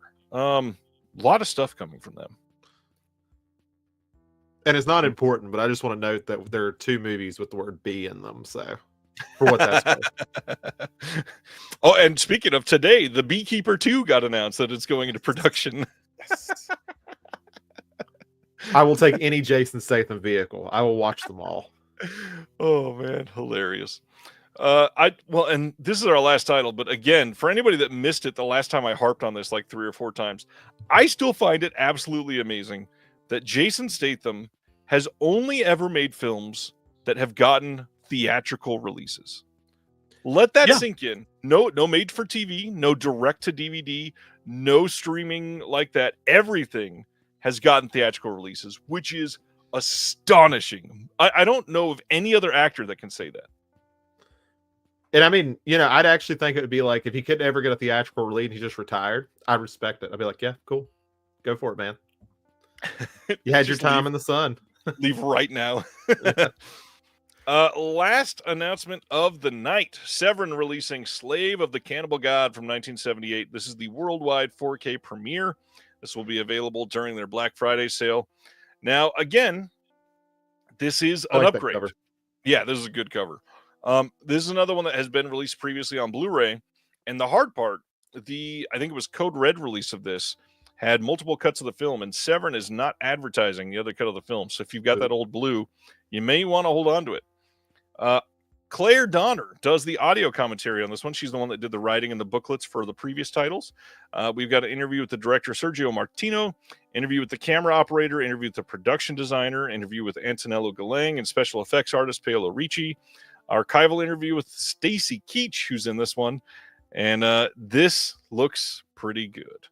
I'm glad they're releasing this, glad they're upgrading, but also kind of odd that every single title announced so far for them is 4K upgrades for things that have previously gotten releases. And how many more do they have to announce before they're done? Six more titles. Okay.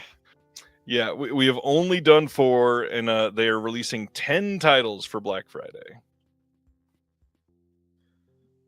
Wonderful. Just be broke. It's a lot, that's for sure. As usual, after we go over the announcements, we cover what is coming out next Tuesday in case you forgot and you want to get those at the last minute so they show up at your doorstep. Next week is the big week for the Terminator 4K, the original 1984 Terminator, which is getting decent reviews. There's some grain in the film and not all scrubbed out. Simple Plan 4K from Arrow. Godzilla -1 4K is getting its standard release. Terminator 4K Steelbook, North by Northwest 4K finally happening. Blazing Saddles 4K here in the US. Godzilla -1 4K. Beetlejuice getting this god-awful looking Steelbook and standard Look, you can release. say that, but Blazing Saddles is right below it. True. It already looks better.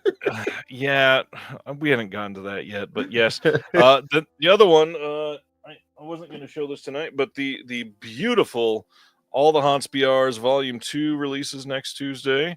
There's that. We've got the Blazing Saddles Steelbook. Funny Girl from Criterion, the Frank Capra Columbia Collection, which I'm still amazed that Sony's doing something like that. The Zaz Collection 4K with the Naked Gun, Top Secret, and Airplane. North by Northwest Steelbook, Play Misty for Me 4K, Rush 4K from Shout, the Iger Sanction 4K from Kino, Two Mules for Sister Sarah 4K, House of the Dragon, the complete first season 4K releases next week. Little Women 4K, the one from 1994, which is most people watching this' favorite version of Little Women, probably.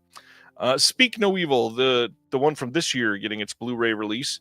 Twilight of the Warriors Walled In, getting its 4K release. Tomy from Arrow, Japan Organized Crime Boss from Radiance. The really fancy special editions of Dark Crystal and Labyrinth and the Steelbooks are both getting their release next Tuesday. Star Trek The Motion Picture getting another Steelbook next week. The Sword from Eureka. Super Spies and Secret Lies, the Shaw Brothers spy films coming out. Killer's Game 4K Steelbook. That is, I think, an Amazon exclusive Steelbook for that one if you want it. Slap the Monster on Page 1 from Radiance. Fraggle Rock Back to the Rock Season 1. The Visitors from Kino. Pray for Rock and Roll from Kino. You Can't Run Away from It. CC40. Here it is. This is the big week of CC40. How many copies do you have on pre-order, just in case, Zach? I didn't want to miss out, so I got 3. They might have sold out, yeah. The Little Rascals, what are they calling this? The Little Rascals, the Restored Silence Volume 1 from Classic Flicks. California from Kino.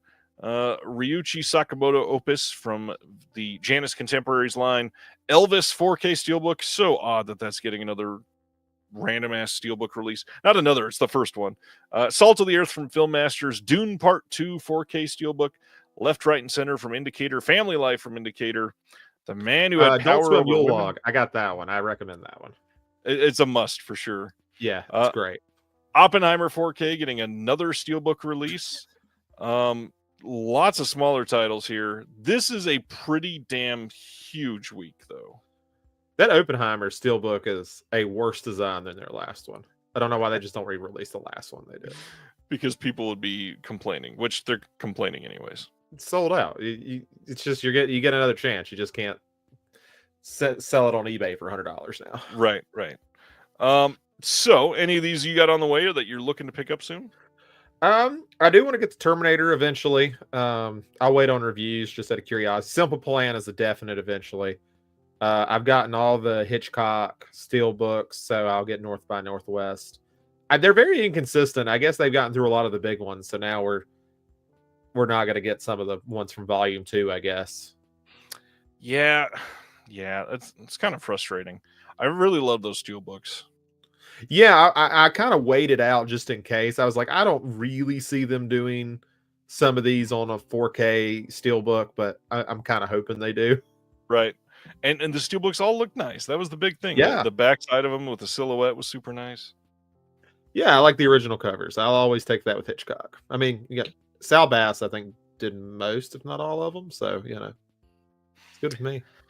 All right, Zach, let's get into our conversation this week, which is one that you are definitely the impetus of, one that I'm excited to talk about. And there's some incredible films that are a part of this list. So let's give it an intro. Tell us about yourself, about your upbringing, and why we're talking about this. Well, I know it's going to come to a shock as many because I'm so good at hiding my accent. But I grew up in Southwestern Virginia. I still live pretty close to that. I live in North Carolina now, but it's like a little over the border. And I have a lot of love for the area. I've had a lot of roots here. I've traveled a lot, but I don't know. There's such a beauty to this area, and I don't know. It's a frustrating place to live, not because of where you're around, but just kind of how.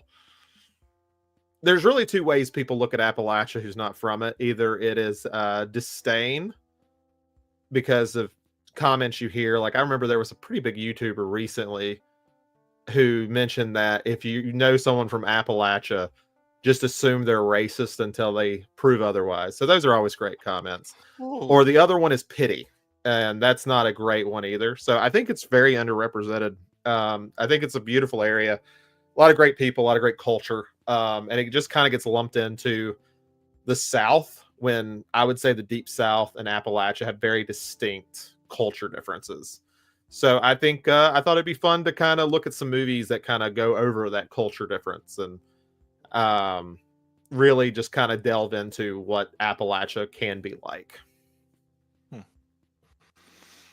Yeah, obviously this is an interesting time to talk about this because people are responding to election results and blaming people in these areas for what's happened. They're blaming racism for a lot of it, and granted, I guarantee that is some of it. I'm not going to take that away for some people in this country. However, a lot of people just were hurting in the wallet, and they wanted a different answer, even though I don't agree that they chose the right answer. That being said, it's an important time to talk about this because this part of the country deserves attention and validation and understanding and empathy, and just these are people. There's nothing crazy here. And I think it gets lost a lot. Like when you talk about like the political element in Appalachia, you're talking about a group of people who, a lot of them are very have a lot of anti-government sentiment. A lot of the movies we'll talk about, I got a documentary I'll mention on here, but you have one side that has pretty much forgotten the working class in the Appalachian Mountains, and another class that has extorted them of every resource they have and then left them hanging. So you have an area that distinctly does not like government for, I would say, pretty good reason. That government has never been favorable to them, and that's just how it's went for generations. It's a very distinct area. Honestly, the most annoying thing that's been about Appalachia in the last couple of years is people arguing over Hillbilly Elegy. For a lot of people who don't know a lot about Appalachia, having people argue about what counts as Appalachia, it was terrible on both sides of this too, because it'd be people like, well, this is only so far as Cincinnati. He's like, we have cities in Appalachia, right? Like we do have cities here. It's not all white trash trailer parks out here, guys. Right. Like there are cities that exist out here. Shout out to So, Orbit and Asheville. Like, we yeah. got something. We got Roanoke. Cincinnati has been considered part of Appalachia at times. So, it's all Well, over. and of course, that's the obvious question here, and this is going to decide everything tonight. How do you define Appalachia? There is official people who can do that much better than I can. I think there is a whole group that talks about the hardships of that.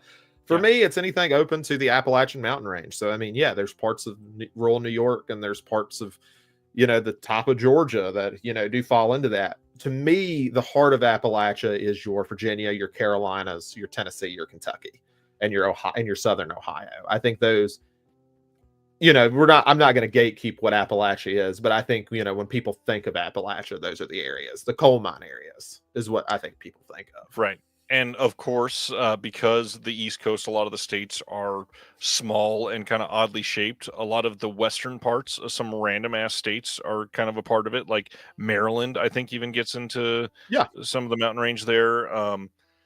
Pennsylvania has quite a bit in there, I think. West Virginia. So Yeah, when I was looking up Appalachian movies, every Romero film was named. I was like, I'm not we're getting into some interesting area. But yeah, of course you have your steel areas, you have your Rust Belt, that had part of your Rust Belt, I'll say, not all of it. Your iron mine areas. There's a lot. There's a lot of resources out here. So they're all mines. And of course, got a shout out. I think, if I remember right, West Virginia is the only state that technically falls fully into Appalachia. Is that right? Correct, because I'll get off my soapbox here about the country roads take me home. Shenandoah River and the Blue Ridge Mountains are more in Western Virginia than West Virginia, but we won't get into that. I actually grew up in the Blue Ridge Mountains, so I'm very familiar. So I grew up dead center in them. John was from Denver. He doesn't know anything. Yeah, and he didn't write the song. It's not his fault. Let West Virginia have it. They don't have much else. So as we were prepping for this, what were you looking for in these films? I think, I think one thing that might be surprising is I don't mind a little stereotype. I think when you're dealing with 2 hours, I think that's a natural thing to do. I don't have an issue with that. I think as long as it's done in a serious and fair way, I think that's okay. Like, I mean, I've met plenty of people in my life who are very stereotypical what people expect when they come down here, and I've met plenty of people who aren't. But I wanted something that kind of represented not necessarily the hardships, but just what the culture's like, because it's very different at times. So there's some things on here that might seem more of a stretch than others. You mentioned Maryland, so something from Maryland will be mentioned that I have. So I've got some odd titles because I have to be fully honest. I've been in a part of Appalachia. I'm not going to claim that though, because I don't feel like it. I did not get deep enough to really make it a part where I've been able to travel that far. So I definitely want to make this a mission of mine to get closer out there, because I've never come visit, man. I'll show you around. I am dying to. I've never been able to go up and down the East Coast. I've never been able to see so many of these places. And now I've got literally hundreds of friends that are all in that whole time zone that I need to get out there and see. All right. Since this is mostly for you and your list, I'm going to start because my titles are probably going to be slightly more ridiculous on a couple of these. Okay. It's fine. I'm going to start on the one that we joked about before we went live. My number 10 will be The Descent. And that's because technically it is set there. It wasn't filmed there. It was filmed over in the UK. And there is no semblance of Appalachia really here. However, there's a lot of caves. There's a lot of mountains. There's a lot of beautiful wilderness in this movie. And one of the things that I've thought about when thinking of this part of the country is the caves. This movie is a perfect movie, and the fact that they say that it's set there, I think is important for the plot, and I think it's something that sets this film apart, because without those caves, it wouldn't work. I will give you a technical here. The mountain ranges in that part of Europe are the same mountain ranges that we have here. So when Pangea was existed, and yeah, Oh, so it does kind of count. I mean, it's probably, it does have some similar looks to it. Nothing's exact. I mean, when you've been separated that long, things are gonna take hold how they will, distant but cousins. Yeah. it doesn't look like, we'll talk about one later that's filmed in Canada. And Canada's funny. They like to film Appalachia stuff in Canada when the trees, this is going to be me being nitpicky, and I'm going to have some Canadian films on here, so it's fine. But we don't have trees that tall. Like, Right. Appalachian trees don't go that high. This isn't redwoods of California, but you do see it a lot. All right. What is your number 10? So I'll start with the more serious one because I'm gonna do some fun ones later. Since I kind of mentioned a documentary, this is an older documentary. I should have looked up what year it was, but it is Harlan County, USA. It is I'm one of my glad you favorite mentioned documentaries. Yeah, it's one of my favorite documentaries. Really goes into the coal mine and essentially how coal mine areas are exploited. For anyone who's seen There Will Be Blood, there's that whole scene at the beginning where he's promising they'll put schools in, they'll build roads, they'll make a town out of this, and they get everyone to sign their life away and then strip them from everything they have, and take everything they can from them. And it's about their journey trying to strike, trying to get benefits from the Duke Energy Company, which, by the way, is still a company that exists today, who I pay my energy bills to every month. So, how much win you get out of it's limited. But I mean, these are people who did fight for their rights because, you go into a coal mine, you were voluntarily shortening your life for the betterment of your kids and your family. And I think it's important that, people like that get paid because that's what they wanted. There's an interesting thing in this area where I don't think the documentary touches on it much, but I think it's a very interesting thing that happened a lot, where coal mining companies would make their own currency, and essentially the only thing you could buy was in their stores that would accept their currencies. So you see that exploitation only got slightly better over time when they stopped doing that and paid them real cash that they could spend at other places, but it never changed much. And I mean, it was pretty much like that until coal no longer became the resource for energy as much. Yeah, this is one that has been on my watch list for quite some time, and I need to ingest this one. But when you do any research about the area, this is like the number one thing that comes up on pretty much everything related to film. And there's one scene in it, I won't spoil anything because I think it's worth watching, but there's a scene where they're up in New York striking, because I think that's where, if I remember correctly, that's where the Duke Energy headquarters is.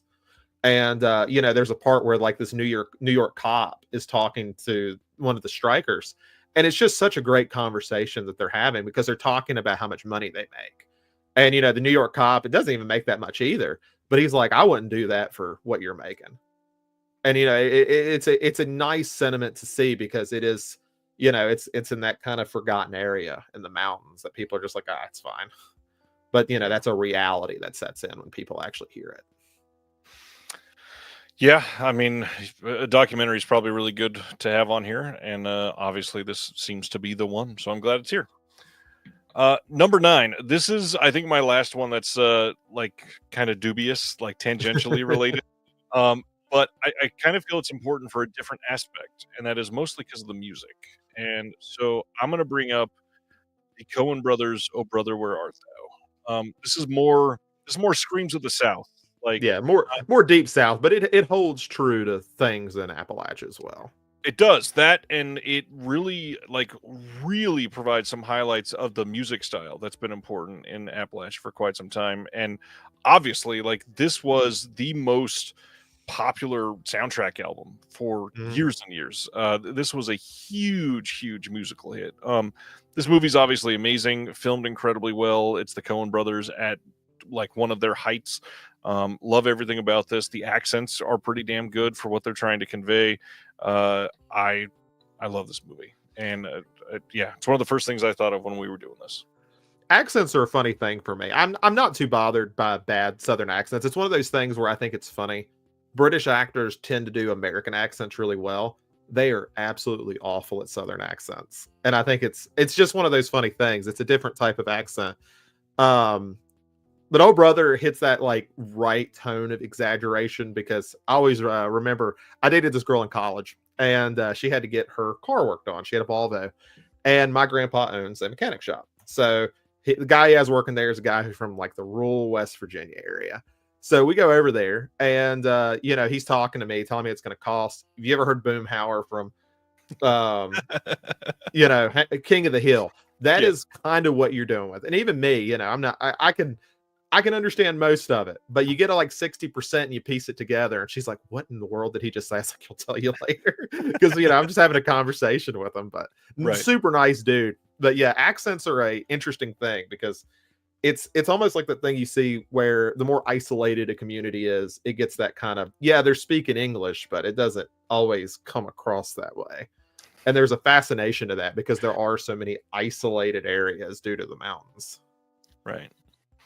Man, and not to mention, I mean, when you start talking about specific, parts of this region's, there's got to be so many dialects and accents that are very specific. It's hard to nail that down, anyways. Oh yeah, it's like I never knew what my accent sounded like, and I can tell you the moment I realized it is I used to listen to a lot of interviews with Vince Gilligan, who made Breaking Bad, and he's from Southwest Virginia, and I heard him talk, and I'm like, oh, that's what I sound like. I get it now. It definitely came out a few minutes ago when you said Asheville too, because it was Asheville. Asheville, yeah, Tuesday. Yeah. I get that one a lot. That's something you get. Like one of my funniest things, and I'm going to try not to tell too many stories. I have a bunch because I think they're funny. Oh, please! When I went to Poland, I was over at Auschwitz I, and you're in a group with a bunch of tourists, so people from all over the world. We had a couple who was from Manchester who was in our group, and we were talking to them for a few minutes. And this is my favorite thing about going overseas. People are like, "Oh, you're from," like, you telling me like, "Oh yeah, I'm from the South." They're like, "Oh yeah, like cowboy hats and stuff." I was like, "That's more Texas, but yeah, sure." But I get a lot more compliments on an accent overseas than I do here. Like, I remember going over like, "Oh, it's a Southern accent. It's just so soothing." I'm like, "Thank you." Usually, it just makes people think you're dumb, so I'll take that compliment. Perfect. All right, sir. You're number 9. I'm gonna go with Lawless. Big fan of the proposition. I have a lot of love for Lawless for one specific reason. I have roots in Franklin County, the moonshine capital in the world. I went to college there at a small little D3 college called Ferrum. You can look it up. We have less students than the local high school did. So Lawless is a very fun movie talking about the moonshine capital of the world in Franklin County, played by great cast with Jason Clarke, Tom Hardy, Jessica Chastain, Shia LaBeouf, and Guy Pearce, who I love Guy Pearce. Just a really one I really like. I wish I could think of his name. Do you remember the director's name right at the top of your head? Not that I can get it while you talk. Yeah, I really like him as a director. He doesn't make a lot. I mean, him and Nick Cave do a lot together. I think Nick Cave did the music for this one, if I remember correctly. I know he wrote The Proposition.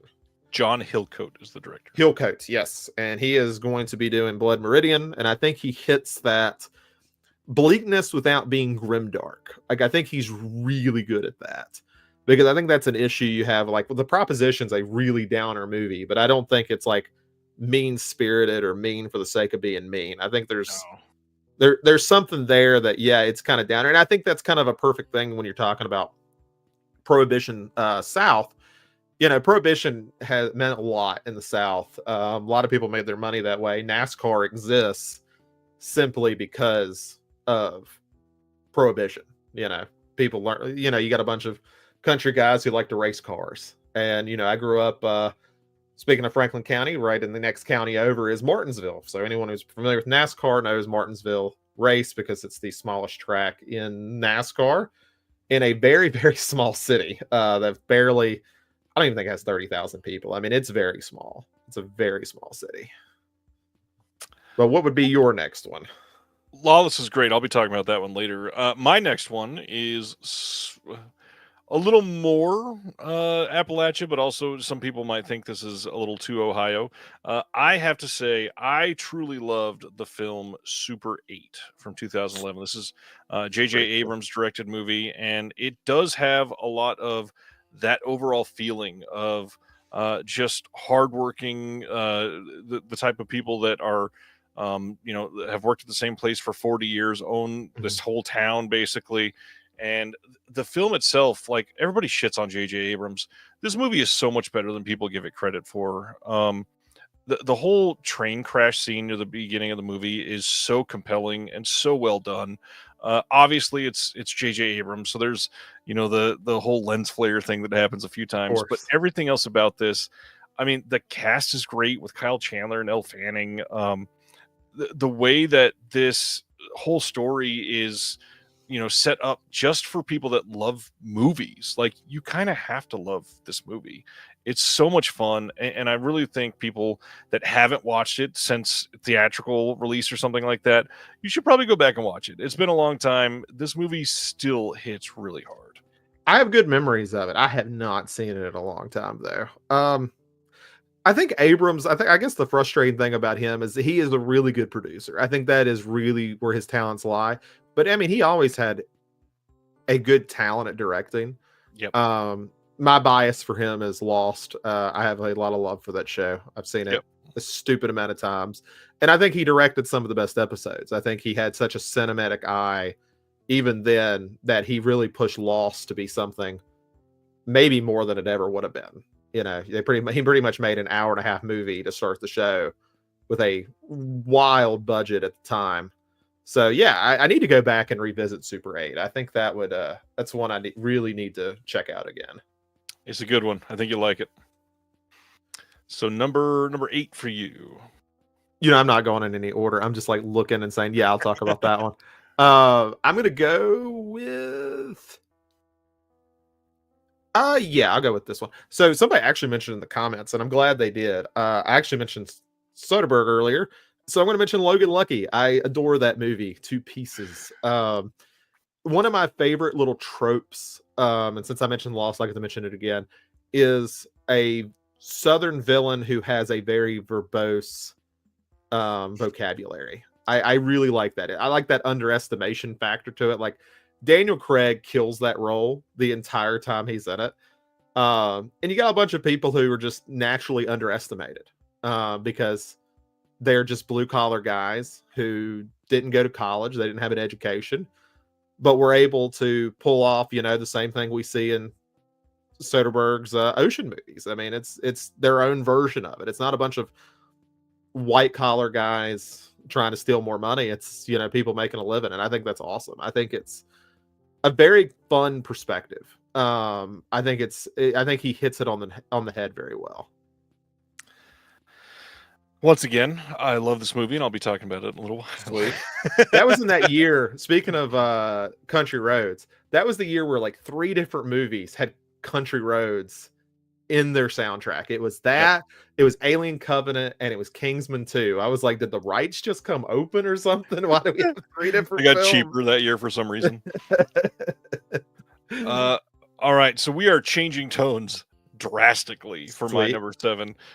This is a movie that I've seen a lot of people call disturbing, and I can't really argue with that. It is the oldest movie I've talked about so far, and that is 1978's The Deer Hunter. Okay. This movie's a classic for so many reasons. The first of all, you really can't start to talk about this without just listing the cast. I mean, Robert De Niro, Meryl Streep, Christopher Walken, they are easily the most memorable parts of this, primarily De Niro. But this movie is just gritty and sad and very much steeped in a lot of what we were talking about before we start with the list. Like, a lot of people that are in a situation that they didn't really control and how it's affected their lives. And this movie goes to a lot of places. And if you've never seen it, not much else to say about it without trying to not give away some of it. But this movie's incredible. It's a classic for an absolute reason. And you should definitely go watch it. That was one where I didn't watch it for a long time because my mom refused to rewatch it. She got it from a video store, and she said it was one of the most nerve-wracking experiences she ever had. And she just never showed it to me. She wouldn't do it. So I didn't see it until I was an adult, but it's great. Is how you say his name? Camino? Michael Camino? Camino or Chimino, something like that. Yeah. Yeah. I think he has a bad habit of some bloated scripts, and I'm not going to sit there and say this one doesn't have it, but I mean, it's easy to grade by. The performances Yeah, carry it so yeah. much. I mean, they really do. It's not a perfect film, but it is a great film. And yeah, truly, I mean, Walking in De Niro specifically, this movie is legendary. All right. So since you went with an old one, I'll copy you and go a little bit older. I'm going to go with one of my favorite horror movies that really touches on the idea of, how religion is misused in the area and things such as that, and go with Night of the Hunter. You're just giving my entire list just lower. Oh, man. Let's talk about him again. So I'll keep it short because we'll talk. I could talk about Night of the Hunter forever. So, Yep. Mitchum, it's one of my favorite performances from him. I think it is such a tragedy that it reminds me. I just watched Psycho 3 recently, and I listened to Anthony Perkins talk about how he never felt like he could be a director. And I watched Psycho 3, and I'm like, he did a fantastic job. It's so well directed. Yep. And it's the same thing with Lawton. Lawton did that, first, of course, but it's just like, this is kind of the negative part of criticism. You get these guys who make these phenomenal movies that are a little bit ahead of their time, and that's it. They don't ever touch it again. And it's like, That's just a tragedy. But I'm glad we got Night of the Hunter, so it's at least a little bit worth it.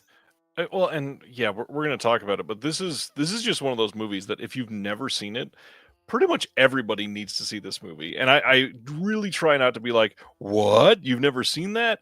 But this is one of those that like almost deserves to be like filmmaking gatekeeping in a way. Like everybody should be required to see this movie. It is so good. Yeah, and it hits a lot of trying to think of the word. I read something and then I got lost for a second. But no, I Night of the Hunter is one of those movies to me that always kind of branched the two big eras for horror. The 30s and the 40s was just these monster movies. That was our representation. And then we get into the 60s and 70s, and the villain is man. And this kind of merges them. This is, Mitchum pretty much plays a monster, man, but in a human form, and it branches it so well together. I fully agree. Yeah.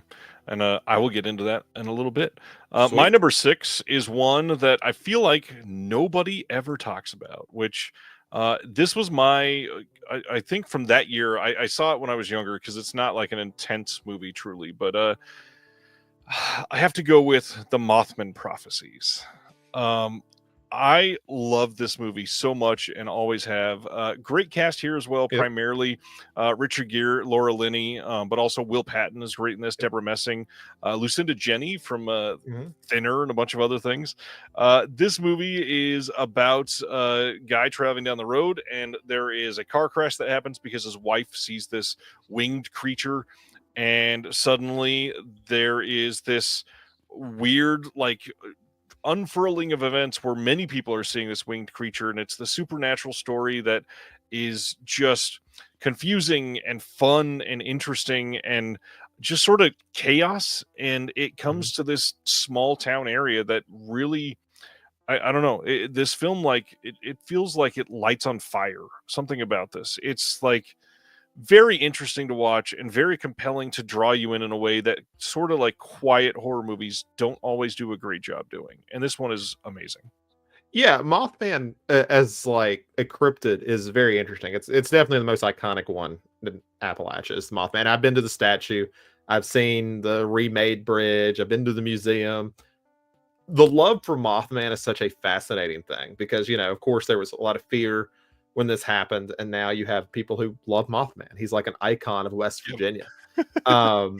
It's really cool, and I love the movie too. I think it captures almost like that paranoia of seeing something you're not supposed to, knowing no one's going to believe you. Yep. And it's those are the type of tales that you can get. I love Mothman Prophecy. It's one I definitely need to rewatch. Why do I feel like Kino put that out on Blu-ray? That seems like a Kino title. They probably will because Imprint released it. Oh, and wonderful! I predicted it. Kino releases everything that Imprint has released just 2 years later. So give it some time. Okay, let me see. I'm going to go with. I'm going to try to pick something you may not have on your list. All right, I'm gonna go with a little folk horror movie called Jugface. Is that one on your list? Oh my god! I tried. I really did. I really tried not to pick one. I was like, "What's the least known one on It's my list?" okay. It's okay. Jugface is great. Little folk horror movie that has Fessenden in it, so that automatically gives it like 5 points. Yep. Just for that. It really does capture that superstition. I think it does that very well, and it doesn't do it in a way that's looking down on people because of superstitions they have. Right.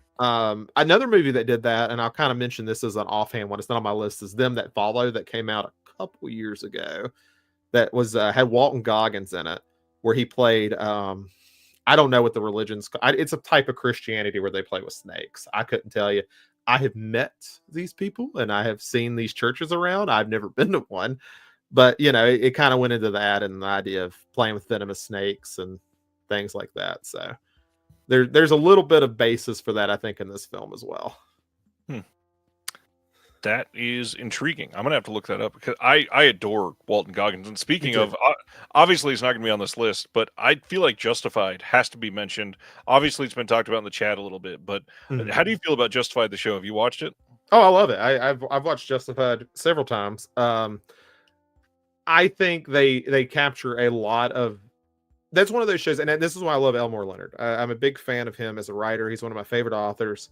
He was somebody who captured Appalachia so well in the way people talk. It's another person who didn't look down and didn't just, stereotypes are there. I think somebody talked about Dewey Crow is very much a Florida stereotype, but I don't think he did it in a mean-spirited way, especially because so much of Leonard's novels are set in Florida.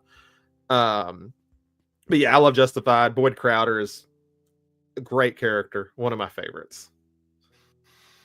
I adore Justified. Timothy Oliphant and Walton Goggins being together in a show is like my dream. Everything about it is just so much fun. And that's what I really liked about Goggins. When he chooses a lot of roles, and of course, he plays a Southern guy. He has a very noticeable accent, which isn't as bad when you hear him in interviews. It's very fascinating. But he's talked about it a lot, and I really appreciate his stance that he's not going to pick scripts that are there to make fun. And I appreciate that a lot from him. He might play somebody who has some stereotype to him, but it's not to look down on. Like I think I think he's the reason Hateful Eight is as good as it is. I think he's phenomenal in that. Yeah, my favorite show of all time is The Shield. So I've been with Walton Goggins for quite some time. Okay, well, my next 4 titles are titles that have already been mentioned. So, run through them. My number 5 is Lawless. I love this movie because I am, and I know it's weird to say because he's not a great person outside of films. I'm a big fan of Shia LaBeouf's work. I think he was great in this and delivered something that made this feel more genuine in this movie. And I don't know, something about his roles that he was choosing around this time, like this and Fury, they almost felt related in a way. Like he was clearly delivering emotions that he was working out in some of his roles around then.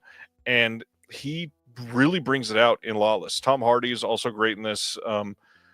This whole movie is just an interesting, small look into things. And I think that's one of the things that I love about these movies is a lot of them, they don't have to be super high stakes. They're just affecting what feel like realistic people.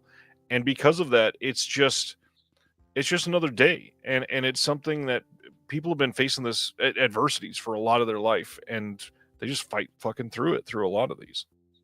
Yeah. And Lawless hits it. It hits that era so well. And it hits that type of people. Like you said, it doesn't have to be high stakes. This doesn't have to be end of the world. But this is, in a way, it is. This is their livelihood. Exactly. This is all they have. And it's not like they're not gangsters making it rich. They're just making a living. Yep. All right. Let's see if I can pick something that you haven't. Okay. I'm going to pick, and really this is barely related, but I thought I had to mention it. I grew up in the woods. I grew up walking the woods a lot. And the only movie I think has ever gotten the confusion that you get walking through the Appalachian Mountains and the woods is the Blair Witch Project. 100% every time. And that's one, we were talking about the tree thing earlier. Not big trees in, somewhere like Maryland or anything like that. But it shows how easy it is to get turned around, how easy it is to get lost, because everything just looks the same and there's a weird amount of room. But there's nothing really to see. There's always like this hypnotism to it. I've gotten lost in the woods plenty of my life, and that's about how it feels. Like I know I've been past here before. Yeah, this was very close to making my list, and I wanted to include it. I mean, it's a masterpiece. There's not much else to say. I completely agree. The amount of times that I've gone hiking in the forest somewhere, I have a feeling it's a very different forest than the Appalachian forest, because like where I grew up, California, a lot of the forests that I was in, that I hiked in, there are landmarks. There are lots of things that you can get your bearings, because it's not just never-ending trees with like some rises and falls and some hills. It's like, oh, there's a giant rock formation every so often, or you're literally on the side of like an actual mountain that is thousands of feet in the air, and you can see the elevation rising and falling. So there's some other ways to get your bearings, but yeah. Are you familiar with like kudzu, like the plant kudzu? You ever seen it? Not by name, I don't know. So there's a lot of names for it. Some people call it the Virginia creeper. It's essentially an invasive species that was brought over from Japan because people decided to make sunroofs with it, essentially. It has taken over the woods here, which also makes the whole thing just look like a jungle, because it just eats these trees up. It just goes all the way up them and eats them all the way down. Wow. And covers them from light. They're completely evasive. They try to burn them out. Doesn't do any good. They're still here. So that also doesn't help that area, because it's just jungly looking in some parts. Right. Yeah. The vine that ate the South. All right. What is your next one? Okay. I'm going to go with... I should have ranked these. I'm going to go with October Sky. It's on yours, isn't it? Rocket Boys. I'm going to call it Rocket Boys, so I feel better when you talk about it. But no, it was really that one is one where I think it represents the idea of wanting to get out, but still having, not trying to do better for yourself, trying right. to not be stuck in the same pattern that unfortunately your parents and grandparents have been stuck in. Not have this area of disdain, but just want better for yourself. Really sweet movie, really well done. I think it's a great story. It has a great cast in it. Gyllenhaal is fantastic. I still think that's one of his best performances, and it's so early in his career. But yeah, I like Rocket Boys. Yep, I'll be talking about that later, I promise. Okay. Number 4 is Logan Lucky. Again, it was mentioned earlier. Yeah. I think this movie is something that just hits so perfectly for me. I love heist movies. I love Soderbergh. Channing Tatum is great in this. The cast is fun. It's set in such a Appalachian event with the NASCAR race and everything. It's just, I mean, this movie had to be here. This movie is so much funnier than I expected it to be going in, and it's a blast. Me and my girlfriend still quote the "I am incarcerated" all the time. Like it's just it's very quotable. It's great. And yeah, Charlotte Motor Speedway. I've been there, and weirdly Seth MacFarlane's in the movie, which I always think is funny. When he shows up, I'm like, oh right, Seth MacFarlane's in this movie for like 2 minutes. Yep. Out of nowhere. All right, I'm gonna go with. All right, I'm gonna take. Maybe this one is on your list, so maybe I can get one. I only have 3 left, and you've named all 3 of them already, so we're good. Sweet. I'm actually gonna go with Tucker and Dale versus Evil. Okay. And I love Tucker and Dale for how well it subverts the expectation of what people do when they go to the South when they visit for the first time. They think it's a bunch of people in the woods that are going to murder them, and it's just a bunch of guys trying to work on a cabin. I think it's hilarious. I think it's so sweet, like how it takes this, and it really just makes fun of like people like was it Chad? I think he was the douchey kid in the movie. Makes fun of that idea a lot, and I'm still sad there's not a second one, because I would watch a series of these. Yeah. I got to read that comment out loud. Matthew says, if I was a guest on here in an effort to deliver a bold piece of performance art, I would use 7 of the 10 spots for the Wrong Turn franchise. Oh, that's hilarious. I couldn't with a straight face put Wrong Turn 5 on here. I don't think there's been a movie that's given me more of a migraine than Wrong Turn 5. Anything else about Tucker and Dale? No, I think that's good. I think I'm good with that.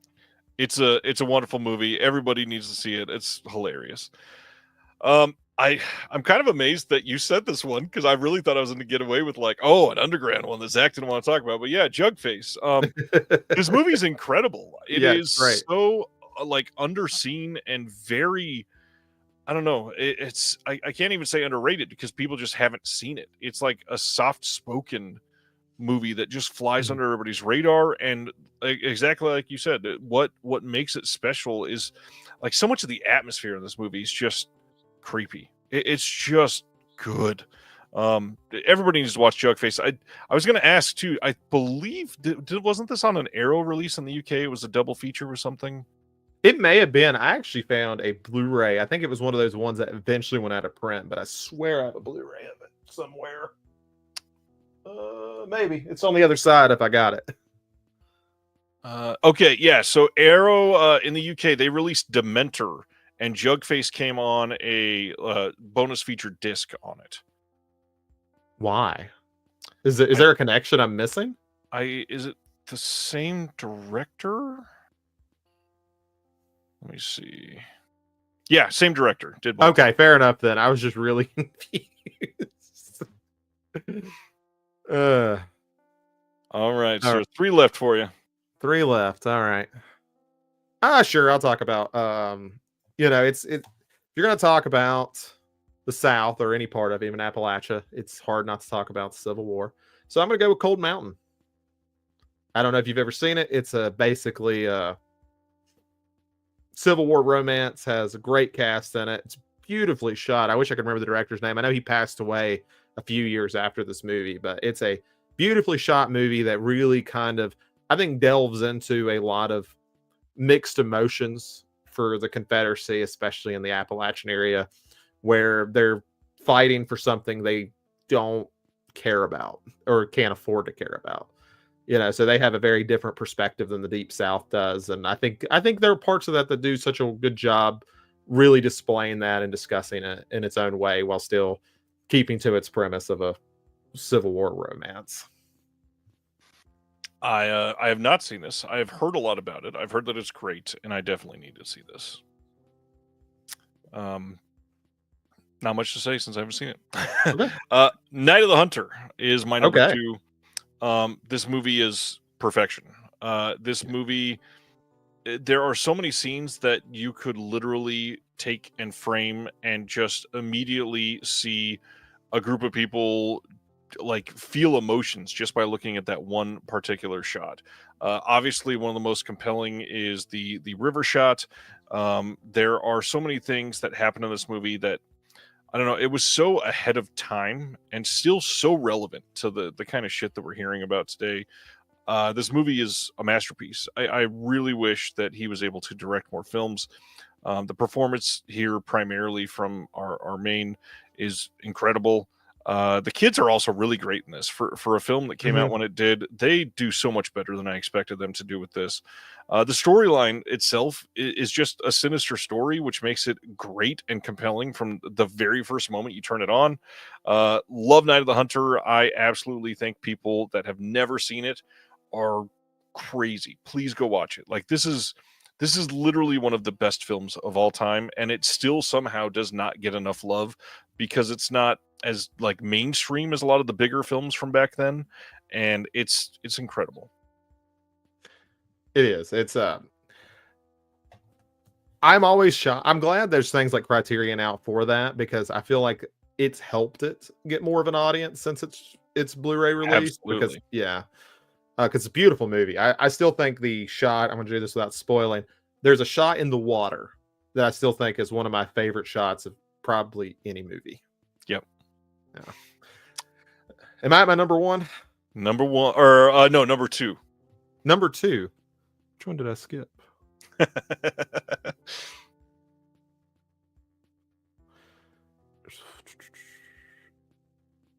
Okay, I'll go with we'll do the.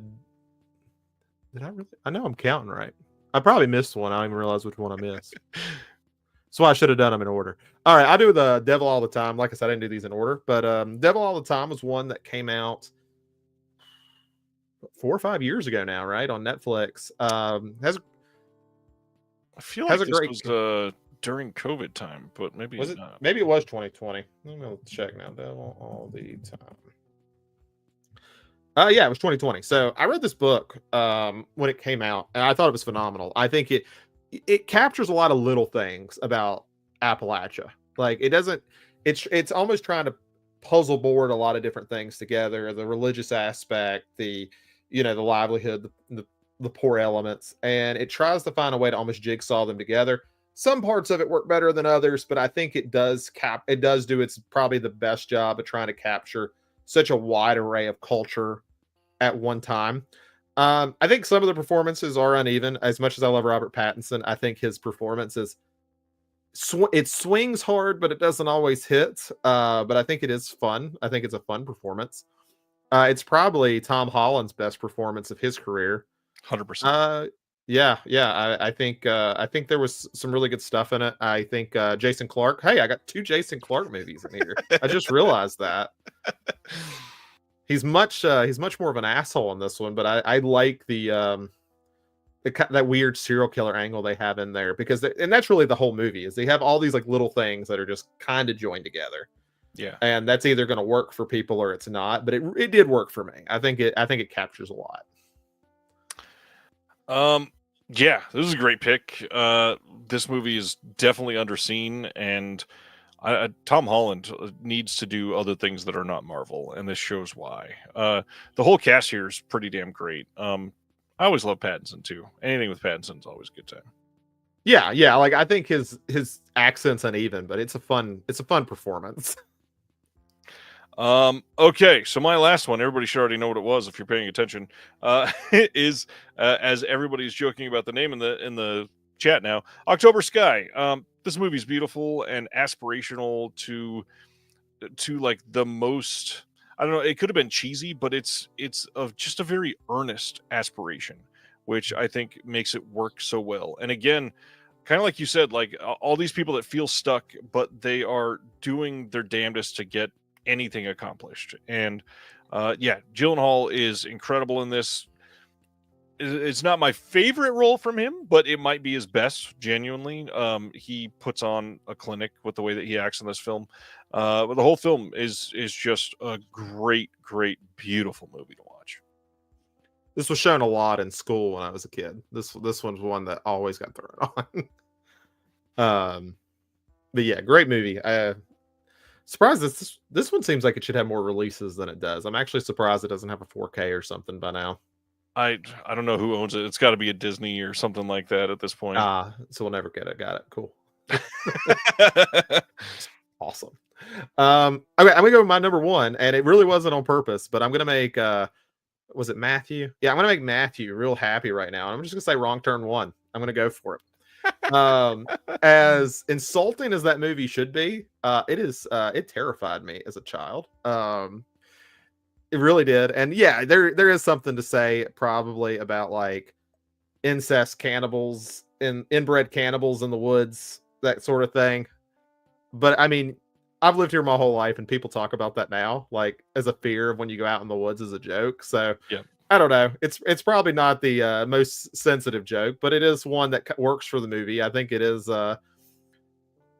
I think it's genuinely frightful in a lot of ways, like how well they kind of capture backwoods Appalachia in the most extreme way possible. And you know what? It works. It's effective. I will be the hot take of the night. I've never seen any of the Wrong Turn movies. Really? None of them. Wrong Turn 1's worth watching. I like the second one. The second one's a little bit more of a comedy, and it has Henry Rollins in it. So you should watch it for Henry Rollins. On that note, I absolutely will. Yeah. I just looked it up. October Sky is Universal. So, I mean, theoretically, that could be a VSU someday. Who knows? And Matthew, I actually do not hate the Wrong Turn remake. I actually kind of like it. The funniest thing about that movie, though, is where it takes place kind of where I grew up. And this is going to be like a really dumb and nitpicky thing for someone who doesn't live in Appalachia. But the way Appalachia is pronounced in some of these movies is ear-grating. Appalachian gets thrown around a lot. And I'm just like, no, that's not right. That's not the right way. I've heard in some areas it is, but it is not where Wrong Turn takes place. Dallas's Pumpkinhead and Crazy in Alabama are good ones too. Yeah, I could see Pumpkinhead. I gotta be honest, I've never been the biggest Pumpkinhead fan. I love the practical effects in it, but something about the story itself just has never clicked with me. I have seen Pumpkinhead. It's been a long time though. I didn't end up choosing it just because I don't remember if it really got. I know it takes place in Appalachia, but I can't remember if it really does a lot with the location. It was kind of like when we talked about The Descent. I didn't end up going with The Descent because I was like, yeah, there's, it didn't really go far enough for me, as great as that movie is. So I was just like, I'm gonna leave that one out. Yep, I'm the ignoramus Westerner that chose The Descent. I'm sorry. Hey, no.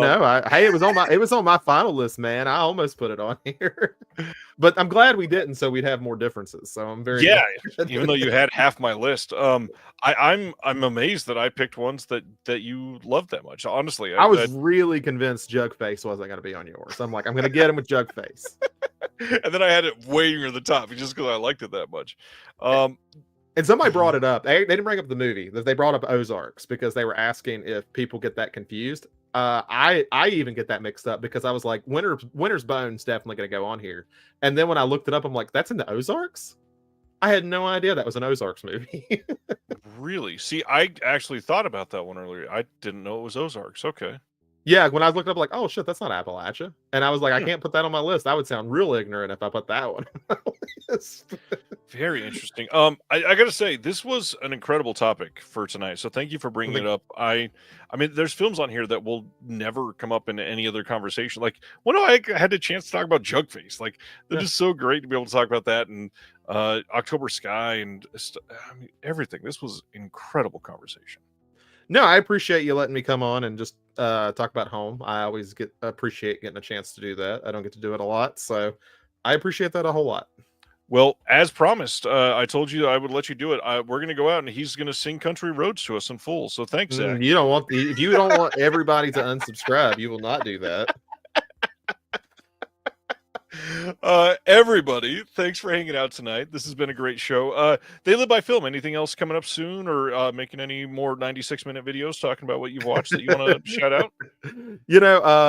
I got some ideas that I'm working on. I'm not gonna say any of them because then I'll commit and then it'll be like 2 years before they release. So do it. No, I couldn't do that. I could not do that. I've learned the hard way not to do that. So I got some stuff we're gonna be talking about some.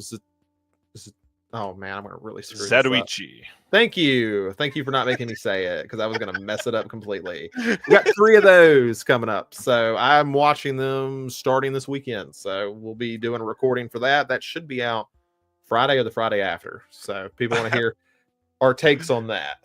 I love that I know the topic coming up for your podcast. I'm glad you did because I was really gonna screw up that pronunciation. Screw it up on Sunday a lot. I'm gonna have to have it like a sticky note with like spelled out phonetically. Everybody should be subscribed to They Live by Film. Please go check them out if you have not. It's 3 gentlemen that have all been on the channel. 2 of them much more than the Irishman, but it's still a lot of fun. Great conversations all the time. You guys are amazing. If you like conversations like this, join the Patreon in the description below. It's a fun time. Zach's there hanging out, sharing reviews of all of the 237 brand new movies he watches every year in the theater, and I'm always appreciative to read them. We would love to have you, and on that note, we will see you all next Thursday. Have a good one, and see you then. Thank you. Thank you for watching The Disconnected. On the way out, make sure that you are subscribed to the channel, that you've liked the video, and that you've copied the link to be able to share it with someone else that may appreciate this.